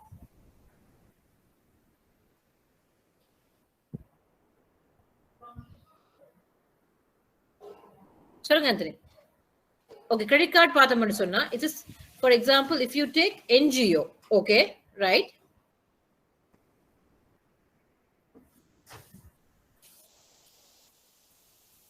NGOட service, say product or service. இங்க வந்து ப்ராடக்ட் வந்து என்ன? இன்டான்ஜிபிள். சர்வீஸ் தான் அவங்களோட ப்ராடக்ட். ஒத்துக்கொள்றீங்களா? ஒரு NGO, ஒரு சைல்டு சொல்லுமன், ஏதாவது ஒரு சைல்டு ஆர்ஃபனேஜ்னு சொல்லுமன், அவங்களோட சர்வீஸ் தான் அவங்களோட ப்ராடக்ட். எதை வச்சு அவங்க அதை செய்யறாங்க? ஒரு சர்வீஸ் பண்றாங்க. சோ அதுதான் அங்க ப்ராடக்ட்னு சொல்றது. சர்வீஸையும் அந்த ப்ராடக்ட்லாம் வருது. பிளேஸ், அந்த NGOக்கு அந்த ஆபீஸை வைக்கிறதுக்கு ஒரு இடம் இருக்கும் இல்லையா? they are not making price out of it. Smart. ஆமா. சொல்லுங்க. பிரைஸ் இல்லாட்டி என்னன்னு எப்படி அவங்க அதை ஸ்பான்சர் பண்றாங்க, எப்படி அதை நடத்துறாங்க? செல்லிங் பிரைஸ் இல்லாட்டியும் ஸ்பான்சரிங் நடக்குது இல்லையா? என்ஜிஓஸ் ஒரு ஒரு சர்வே செய்யறதுக்கு காசு வேணும் இல்லையா? ஏதோ ஒன்று செய்யறதுக்கு அந்த ஒரு ஒரு ஒரு ஆபீஸர் ரெண்ட் எடுத்து அந்த ரெண்ட்டுக்கு காசு கொடுக்கணும் இல்லையா? அதை எப்படி எப்படி எப்படி அதை செட்டில் பண்றாங்க? யாரோ ஸ்பான்சர் பண்றாங்க இல்லையா? நான் ப்ராஃபிட் ஆர்கனைசேஷன் எடுத்தாலும் நான் கவர்மெண்ட் ஆர்கனைசேஷன் எடுத்தாலும் ஒரு சதம் காசு போடாம அந்த என்ஜிஓ நடத்த முடியுமா? அதான் என்ன கேள்வி. அது price ஆகுதாங்க. they may not say எங்கட என்ஜிஓட இந்த சர்வீஸ் இந்த பிரைஸ் ன்னு சொல்ல முடியாது. But if you see for example சொல்லுவாம் என்ன சொல்லுவாம் save the children village I think SOS ன்னு இருக்குது. அவங்க மார்க்கெட் பண்றாங்க. அவங்களுக்கு ஒரு ஸ்ரீலங்காலயும் இருக்குது SOSல சேவா சோல்ஸ் I think. அப்ப அவங்களுக்கு ஒரு வில்லேஜ் ஒன்று இருக்கு, சூரிய வில்லேஜோ சம்திங், ஒரு கிராமத்துல ஒரு ஃபுல் வில்லேஜ் எடுத்து அவங்க வந்து ஸ்பான்சர்ஸ் எடுத்து அவங்க அந்த அந்த பர்டிகுலர் பிளேஸ்ல தான் அந்த பிள்ளைகளை வச்சு அவங்க அந்த ஆர்ஃபனேஜ்மே நடத்துறாங்க. அப்ப அங்க பிளேஸ் வருது, பிரைஸ் இல்ல. பட் அவங்க ஸ்பான்சர்ஸ் கேட்கும்போது கேட்பாங்க ஒரு பிள்ளைக்கு 2000 படி ஒரு வீக்குக்கு தேவைப்படுது, நீங்க எங்களுக்கு முடிஞ்ச அளவு தாங்க. அங்க ஒரு பிரைஸ் வருது. அதுல ப்ரமோஷன் அதை பத்தி எங்களுக்கு எப்படி தெரியுது? ஃபேஸ்புக்ல அட்வர்டைஸ் பண்றாங்க, லீஃப்லெட்ஸ் பாக்குறீங்க, பேப்பர்ஸ்ல அட்வர்டைஸ்மெண்ட் வருது. Right? So product or service, நீங்க ப்ராடக்ட்னு சொன்னது அந்த சர்வீஸும் ஒரு கட்டத்துல ப்ராடக்ட் ஆகுதாங்க. இந்த நாளும் அவங்க மார்க்கெட்டிங் பண்ணும்போது if they are marketing by the way if they are marketing அவங்க அவங்க ஒரு ஒரு ஒரு ஒரு ஒரு ஒரு மார்க்கெட்டிங் அந்த கான்செப்ட்ல வரும்போது அவங்க பிளேஸ் சொல்றது பை தி வே நான் சொன்ன மாதிரி பிசிக்கலா பிளேஸ் தான் கவர்மெண்ட் இல்ல, ஆன்லைன் மார்க்கெட் ஸ்பேஸ்லயும் அவங்க ஒரு இமெயில் வச்சிருந்தா அது ஒரு பிளேஸ், ஒரு ஒரு என்ன சொல்றது ஒரு ஆன்லைன் பிளாட்ஃபார்ம் வச்சு அதுல இருந்து டிரான்சாக்ஷன் நடந்தா that's the place of that பிசிக்கலா. For example Amazon they may not have office ஒன்று இருக்கணும்னு அவசியம் இல்லை, அவங்களுக்கு ஆபீஸே இல்ல சார் இருக்கு. ரைட்? சோ எந்த எந்த விதமான ப்ராடக்ட் ஆர் சர்வீஸ் மார்க்கெட்டிங் செய்யும் போது இந்த நாளும் எங்கேயாவது கவர் ஆகும். அப்ப நீங்க சொன்ன மாதிரி சில சில சில சர்வீஸ் ஓரியன்டட் ப்ராடக்ட் ஏதாவது ஒன்று இல்லாம போக சான்சஸ் இருக்குது.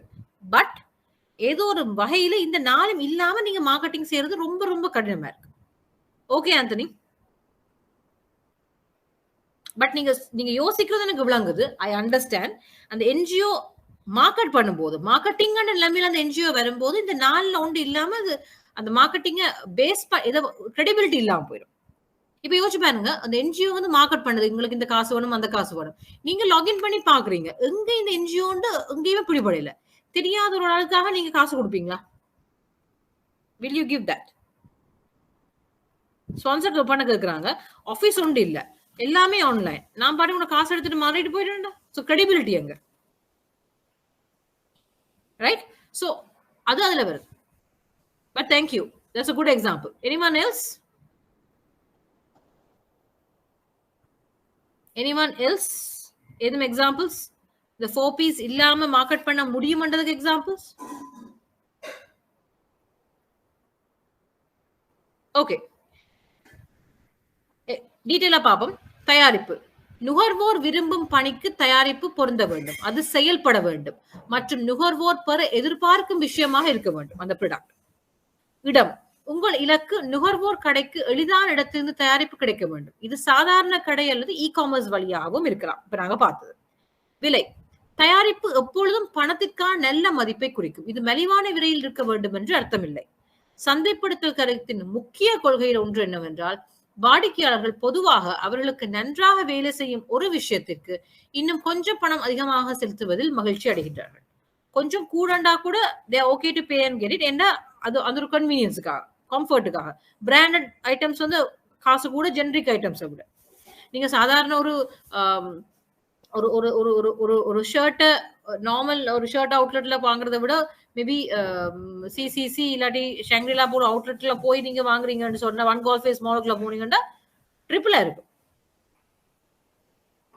ரைட்? நான் அன்னைக்கு ஒன்று பார்த்தேன், ஒரு சாதாரண ட்ரெஸ் உண்டு, அந்த ட்ரெஸ்ஸை வெளில போனீங்கன்னா 3000க்கு ட்ரெஸ்ஸை வாங்கலாம்னா இதுக்குள்ள போட 70,000 சொன்னாங்க. அது பெரிய ட்ரெஸ்ல பெரிய வடிவம் இல்ல, 70,000க்கு ஒரு ட்ரெஸ். பட் அப்படி இருக்கு, ஏன்னா பிராண்டட், கம்ப்ளீட் பிராண்டட். அந்த பிராண்டுக்கு அந்த அதுக்கான ஒரு டார்கெட் மார்க்கெட் இருக்கு, அதை செலவழிக்கிறதுக்கு பணமும் இருக்கு, அவங்களுக்கு அது ஒரு பிரஸ்டீஜ். விளம்பரம் செய்தல். விளம்பரம், பொதுஜன உறவுகள், விற்பனை ஊக்குவிப்பு, தனிப்பட்ட விற்பனை மற்றும் சமூக ஊடகங்கள் அனைத்து முக்கிய தொடர்புகளை விட சமீபத்திய காலைகள் நிறுவனத்தில் சரியான பார்வையாளர்களுக்கு அவர்கள் கேட்கும் விரும்பும் விதத்தில் தகவல்கள் அல்லது உணர்ச்சிகளை கவர்ந்தெழுக்க பயன்படுத்த வேண்டும்.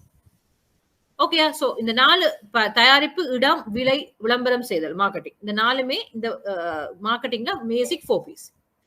அப்புறம் நீங்க பாத்தீங்கன்னா 70 இப்ப 1960 தான் ஜெரோம் மெக்கார்த்தி என்ன பண்ண 1960ல தான் இவர் இந்த 4 P's வந்தார். ஒரு 10 வருஷத்துக்கு பிறகு ஒரு 70s பிற்பகுதியில் அது பரவலாக ஏற்கொள்ளப்பட்டதால கலவை புதிவு கிட்டத்தட்ட 20 வருஷத்துக்கு பிறகு இப்ப இந்த பேசிக்னால ஒரு நிலைமை வந்து விரிவடையும் போது அவங்க சொல்லுவாங்க இல்ல இந்த பேசிக்னால மட்டும் இல்ல இன்னும் 2-3 ஐட்டம் சேர்க்கலாம் அதுக்குலாம்.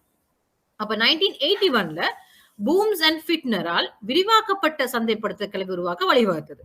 இந்த 4ல வந்து இன்னும் 3 சேர்த்தாங்க. அது பாருங்க 20 வருஷத்துக்கு பிறகுதான் இது சேர்த்தது. ஓகே, இந்த மார்க்கெட்டிங் மிக்ஸ மற்ற சர்வேகளான தயாரிப்பையும் சேர்க்க வழிவகுத்தது.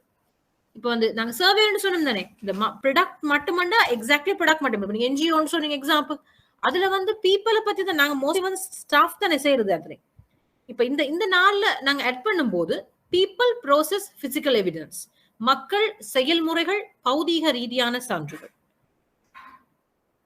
காலம் செல்ல செல்ல ஐடென்டிஃபை பண்ணாங்க. இந்த 4 பீஸ் மட்டும் இல்ல, அது செய்யறதுக்கான பீப்புள், கஸ்டமர்ஸ், எம்ப்ளாயீஸ், ப்ரோசஸ் ஒன்று இருக்குது, எந்த விதமா ஈஸியா கிடைக்குதா கஷ்டமா கிடைக்குதா எந்த வழியில ப்ரோசஸ் நடக்குது. பட் பிசிக்கல் எவிடன்ஸ், ஒரு பிரான்ச்சுக்கு போனீங்கன்னா ஒவ்வொரு பிரான்ச்லயும் நீங்க போனீங்கன்னா அந்த பிரான்ச்சை பார்த்தோன்னு உங்களுக்கு தெரியும், ஆஹா இது இந்த பேங்கோட இந்த பிரான்ச். ஒரு பிரைவேட் பேங்க், கொஞ்சம் ஒரு குளோபலைஸ்ட் பேங்க்கு போனீங்கன்னா ஒரு கல்ச்சர் இருக்கு. கவர்மெண்ட் பேங்க்ல போனா இன்னொரு கல்ச்சர் இருக்கும், அவங்களோட கலர் தீம் வித்தியாசமா இருக்கும், ஸ்டாஃப் வித்தியாசமா உடை அணிந்திருப்பாங்க. குளோபல் பேங்க் போனா வெஸ்டர்ன் டைப்ல உடை அணிஞ்சிருப்பாங்க. லோக்கல் பேங்க், ஒரு கவர்மெண்ட் பேங்க் போனா ஸ்ரீலங்கன் டைப்ல சாரி எடுத்திருப்பாங்க. அப்படி ஒவ்வொரு ஆஸ்பெக்ட்லயும் வித்தியாசமா இருக்கும். அவங்களுடைய என்வாயரன்மெண்ட், ஈவன் பெர்ஃப்யூம் வாசம் கூட, ரூம் ஸ்ப்ரேல அந்த வாசம் கூட டிஃப்ரெண்டா இருக்கும். அவங்களுடைய கர்டன்ஸ், அந்த மேசை வச்சிருக்கிற விதம், டிசைன் ஒவ்வொன்றும் வித்தியாசமா இருக்கும். அப்ப அந்த பிரைவேட் ப்ரிவிலேஜ் கஸ்டமர் டீல் பண்ற பிரான்ச்னு சொன்னீங்கன்னா அது இன்னும் கொஞ்சம் பொஷா, இன்னும் வடிவா இருக்கும். நார்மல் பிரான்ச்னா நார்மல் பிரான்ச் செட்டப்ல இருக்கும். அப்ப அந்த மாதிரி பிசிக்கல் எவிடன்ஸ் ரெண்டும் ஒரு முக்கியமான பகுதி வருது. சரியா? அப்ப மக்கள் அனைத்து நிறுவனங்களுக்கு முன்வரிசை விற்பனை ஊழியரிடமிருந்து நிர்வாக இயக்குனர் வரை அவர்களை இயக்கும் நபர்களை நம்பியுள்ளனர். நீங்கள் வழங்கும் தயாரிப்புகள், சேவைகளைப் போலவே உங்கள் வணிக சலுகையின் ஒரு பகுதியாக இருப்பதால் சரியான நபர்களை கொண்டிருப்பது அவசியம். ஸ்பெசிபிக்கலி பேங்கிங் இண்டஸ்ட்ரியில நாங்க தான் அது மெயின்லி இந்த பணத்தோடு டீல் பண்ணாங்க. அந்த முன்வரிசை நபர்கள், ஃப்ரண்ட்லைன் ஸ்டாஃப் வந்து சர்வீஸ் சரியா கொடுக்காத பட்சத்துல முழு சர்வீஸும் ப்ராடக்ட் எல்லாமே போச்சு. அப்ப சரியான நபர்கள் சரியான இடத்துல அமர்ந்திருக்க வேண்டும். செயல்முறைகள், உங்கள் சேவையை வழங்குவது வழக்கமாக வாடிக்கையாளருடன் செயற்படுகின்றது. இந்த சேவை எப்படி வழங்குறது, நுகர்வோர் செலுத்தும் தொகையின் ஒரு பகுதி.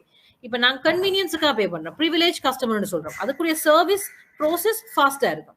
நார்மல் கஸ்டமருக்கு வந்து நார்மல் மேபி அதுதான் செயல்படுவோம். சீனியர் சிட்டிசனுக்கு ஒரு விதமா செயல்படுத்துவோம் இல்லையா? அப்ப ஒரு பேங்க்ல வந்து ஃபாஸ்ட் ஒரு லோன் ப்ரோசஸ் பண்ண 2 நாள் எடுக்கும், இன்னொரு பேங்க்ல வந்து 7 நாள் எடுக்கும் அதே லோனை ப்ரோசஸ் பண்ண. ப்ரோசஸ் டிஃபரெண்டா இருக்கும். ஓகே, பிசிக்கல் நுகர்வோர், பௌதிக ரீதியான சான்றுகள். நுகர்வோர் செலுத்தும் தொகையின் பெரும்பகுதி அருவமானதா இருந்தாலும் கிட்டத்தட்ட எல்லா சேவைகளும் இயற்பியல் கூறுகள் அடங்கியிருக்கும். சரியா? அப்ப பிசிக்கல் எல்லாமே சர்வீஸ் ஒன்றா இருந்தாலும் ஒரு பேங்க்ல போனீங்கன்னா இன்னொரு பேங்க்ல இந்த ஆம்பியன்ஸ் வித்தியாசமா இருக்கும். ப்ராடக்ட் ஒன்றா இருக்கு, பட் டோட்டல் மார்க்கெட் அவங்க மார்க் பண்ற விதம் வித்தியாசமா இருக்கு. அப்ப 1980ல இருந்து இந்த இந்த 7 பீஸ் கூட கற்கப்படுத்துறதுதான் இந்த பகுதியோட எல்லாமே ஆட் பண்றாங்க. ஓகே, இப்ப இன்னொன்று பாத்தீங்கன்னு சொன்னா 8வது பி, 8P. சில சொல்லுவாங்க இந்த 8 பீஸும் இருக்குன்னு சொல்லுவாங்க. அதாவது ப்ரொடக்டிவிட்டி அண்ட் குவாலிட்டி. முதல்ல 4 பீஸ் பார்த்தோம், ப்ராடக்ட், பிரைஸ், பிளேஸ், ப்ரொமோஷன். அதுக்கப்புறம் அடுத்த 3 பார்த்தோம், process, people, process and physical evidence. அடுத்த பி ஒன்று இருக்குது, ப்ரொடக்டிவிட்டி அண்ட் குவாலிட்டி, உற்பத்தி திறன் மற்றும் தரம். உற்பத்தி திறன், தரம், உங்கள் வாடிக்கையாளருக்கு நீங்க நல்ல ஒரு ஒப்பந்தத்தை வழங்குறீங்களா, நல்ல ஒரு சான்ஸ் ஒன்று கொடுக்குறீங்களா, என்ன மாதிரி நீங்க ப்ரொடக்டிவிட்டியா கொடுக்குறீங்க, என்ன குவாலிட்டியில அந்த சாமான நீங்க கொடுக்குறீங்க அப்படின்றதான் 8P இருக்கு. சரியா? இப்ப பாருங்க 1960ல இருந்து யூஸ் பண்ணது இப்ப 2021ல இருக்கிறோம். எத்தனை வருஷம் ஆச்சு, எத்தனை டெக்கேட்ஸ் போயிருக்கு, ரைட்? அப்ப இப்ப நாங்க ஒரு மார்க்கெட்டரா இருந்தா எப்பவுமே பழைய மாதிரி 4P வச்சுக்கொண்டுதான் செய்யணும்னு இல்ல. இப்ப நான் இது சொல்றது 8Pயும் நீங்க ஒரு கிரிட்ட போட்டீங்கன்னா, நீங்க ஒரு ப்ராடக்ட மார்க்கெட் பண்ணும்போது சொல்லுங்க 8P நேரா போட்டீங்கன்னா, இந்த ப்ராடக்ட நான் மார்க்கெட் பண்ண போறேன், இன்னும் ஐட்டம்ஸ் நான் கவனிக்க வேண்டும் என்றுதான் ஒரு கோல், ஒரு ரூல் புக் மாதிரி வச்சுக்கொள்ளுங்க. நீங்க இந்த அம்சங்களை கொண்டு வந்தீங்கன்னாலே உங்களோட ப்ராடக்ட் வந்து வடிவா மார்க்கெட் பண்ணலாம். அதான் அந்த மார்க்கெட்டிங் மிக்ஸ். நாங்க மார்க்கெட் பண்ணும்போது இன்னென்ன பாயிண்ட்ஸ் கண்டிப்பா பார்க்க வேணும், அவ்வளவுதான். ஓகேவா? சோ இதுதான் பேசிக் பாயிண்ட்ஸ். இப்ப நான் முதல்ல சொன்ன மாதிரி இங்கிலீஷ்ல போட்டிருக்கேன் ஈஸின்றதுக்காக, நீங்க தமிழ்ல வந்து தமிழாக்கம் எடுத்துக்கொள்ளலாம், இது உங்களோட நாலேஜுக்காக. பிளேஸ் என்ன? Retail, wholesale, mail order, internet, direct sales, peer to peer, multi channel. Price இது நான் இதை கொஞ்சம் நாங்க பேசலாம். பிரைஸ் சொன்னா அது கடைசியா வருவோம். ப்ரமோஷன் பாருங்க, special offers, advertising, endorsement, trials, direct mailing, leaflet, free gifts, competitions, joint ventures. People, employees, management, culture, customer service. Culture is ரொம்ப முக்கியமானது. நீங்க சொல்றீங்க ஒரு பேங்க்ல கல்ச்சர் இன்னொரு பேங்க்கு வராது. ஒரு பேங்க்ல வந்து ஓப்பன் டோர் கல்ச்சர்னு சொல்லுவாங்க, பாஸஸ்ட கதை ஒப்பம் திறந்துருக்குன்னு நீங்க நடந்து போகலாம். இன்னொன்னு எப்பவுமே க்ளோஸ் டோர்ஸ் தான், நீங்க சும்மா எல்லாம் போக முடியாது, அப்பாயின்மெண்ட் வச்சு தான் பாஸா இருந்தாலும் போய் சந்திக்கணும். First name culture, Sivalatha Sivasundaram miss Sivasundaram கூப்பிடுற ஒரு கல்ச்சரா இருக்கலாம், சிவலதா கூப்பிடுறது இன்னொரு கல்ச்சரா இருக்கலாம். First name culture. அப்படி கல்ச்சர் ஒருத்தருக்கு ஒவ்வொரு இது வித்தியாசப்படும். Process, especially relevant to service industries. How are services consumed.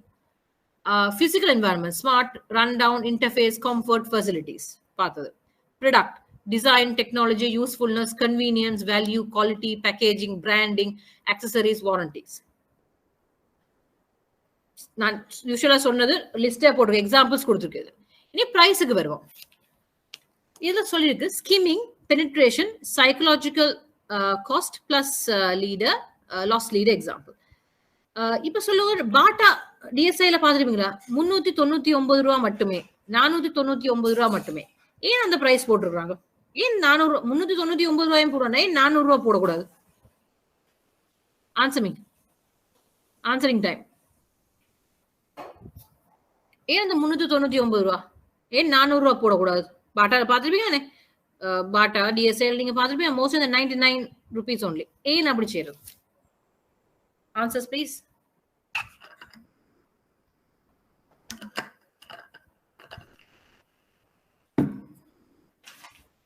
சொல்லுங்க ஆன்சர்ஸ்.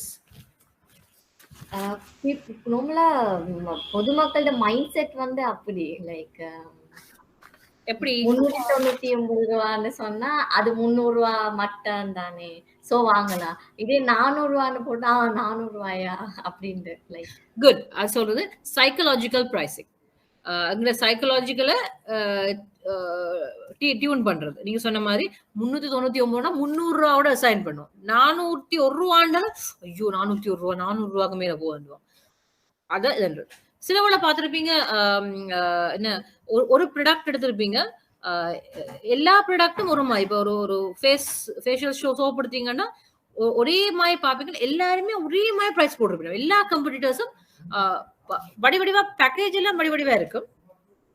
தென் யூ சி 50 ரூபா, 51 ரூபா, 41 ரூபா எல்லாம் கிட்ட பிரைசஸ் இருக்கு. ரைட்? அப்ப புதுசா வாங்கினாலும் என்ன பண்ணுவேன், இது சரி வராது, நான் கொடுக்குற மாதிரி 40 ரூபா எல்லாமே 40 ரூபா கிடைப்பேன்.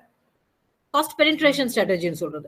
ஏன்னா எல்லாமே கூட விலைக்கு இருக்குது, இது சரி வராது நான் அப்படின்னு சொன்னா ஒருத்தர் வாங்க மாட்டோம். ஒரு 10 ரூபா குறைய கொடுத்தோன்னே ஆஹா இதுதான் ப்ராடக்ட் அப்படின்னு சொல்லி எல்லாத்தையும் வாங்குறோம் ரெடியா. அது காஸ்ட் பெனிட்ரேஷன் ஸ்ட்ராட்டஜி. ரைட்டா? அப்படி நிறைய பிரைசிங் ஸ்ட்ராட்டஜிஸ் இருக்கு. ஸ்கிமிங் ஸ்ட்ராட்டஜிஸ், சைக்கலாஜிக்கல் ஸ்ட்ராட்டஜிஸ். ஸோ இந்த பிரைசிங் ஸ்ட்ராட்டஜிஸ் நீங்க வாசிச்சு பார்க்கலாம். ரொம்ப இன்ட்ரெஸ்டிங்கான கான்செப்ட். முடிஞ்சா ரீட் பண்ணி ஃபார்வர்ட் பண்ணுங்க. ஸோ உங்களுக்கு தெரிஞ்சுக்கிறது நல்லா ஜெனரல் நாலேஜுக்காக. So read about marketing miss. Right? இதை பத்தி ரீட் பண்ணுங்க, உங்களுக்கு நல்ல இன்ட்ரெஸ்டிங்கான கான்செப்ட் வரும். பை த வே இந்த மார்க்கெட்டிங் மிக்ஸ் வந்து இது மட்டும் இல்லையா, 12 பீஸ், 18 பீஸ், 20 பீஸ் சொல்லி ஒரு லிஸ்டே போகுது. நீங்க பாத்தீங்கன்னு சொன்னா நிறைய லிஸ்ட் இருக்கு. அந்த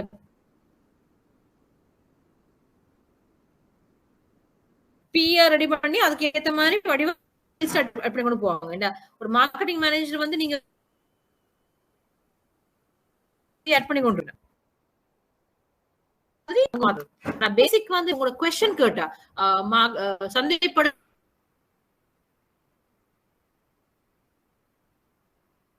கூறுகள் எத்தனை, அதை வகைப்படுத்த 4 கூறுகள் எத்தனை. The 7 P's is basic. Marketing ஒரு என்ன ஒரு சின்னதா ஒரு டெஃபினிஷனை கொடுத்துட்டு 4 P's plus அதுக்கு அப்புறம் 7 P's வந்து அந்த 8th P கூட சொல்லலாம், தப்பில்லை. நிறைய சொல்ல வேணாம், நிறைய டைம் போகும், 5 மாசம் தான் இருக்கு. சோ முக்கியமா ஃபர்ஸ்ட் 4 P கண்டிப்பா வரவிடம் வடிவா கொடுக்கும். அதுக்கு அப்புறம் 4 அடிஷன்ல கொஞ்சம் அளவா கொடுக்கலாம். அடுத்த நீங்க கொடுத்துங்க. அப்ப நீங்க போடுற நேம்ஸ், யார் இன்ட்ரோடியூஸ் பண்ணது, அதுல ஒரு வேலையில கொடுக்கலாம். அப்புறம் நிறைய எழுதுறதுக்கு நக்கட வேணாம். ஓகேவா? கிளியரா? I think இன்றைக்கு இது போதும். any other doubts இந்த மார்க்கெட்டிங் கான்செப்ட்ல டவுட்ஸ் எதுவும் இருக்கா?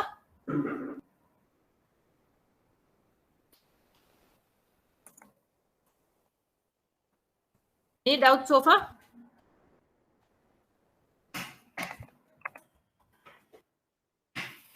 Anyone else? இது புது சப்ஜெக்ட் உங்களுக்கு காரணத்தால நான் ஸ்லோவா போறேன் இதுல. So 7 P's very important. அதுல இன்னொரு பிஏம் ரீட் பண்ணிக்கொள்ளுங்க. நெக்ஸ்ட் கிளாஸ் நாங்க இன்னும் டீடைலா பார்க்க போறோம். சோ இப்போ ஆல்ரெடி படிச்சதை ரீட் பண்ணுங்க. Read about marketing concepts for the next class. சரியா? சந்தைப்படுத்தலின் கருத்துக்கள் அதை பற்றி ரீட் பண்ணுங்க. மற்றது அதை பத்தி ரீட் பண்ணி கொண்டு வாங்க. ஸோ ஈஸியா இருக்கும். நாங்க அடுத்தது பாக்குறதுக்கு கொஞ்சம் டீடைலான கான்செப்ட். ஓகேவா?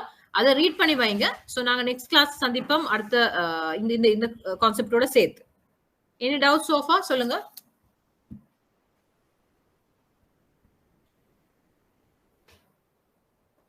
Okay, clear dane?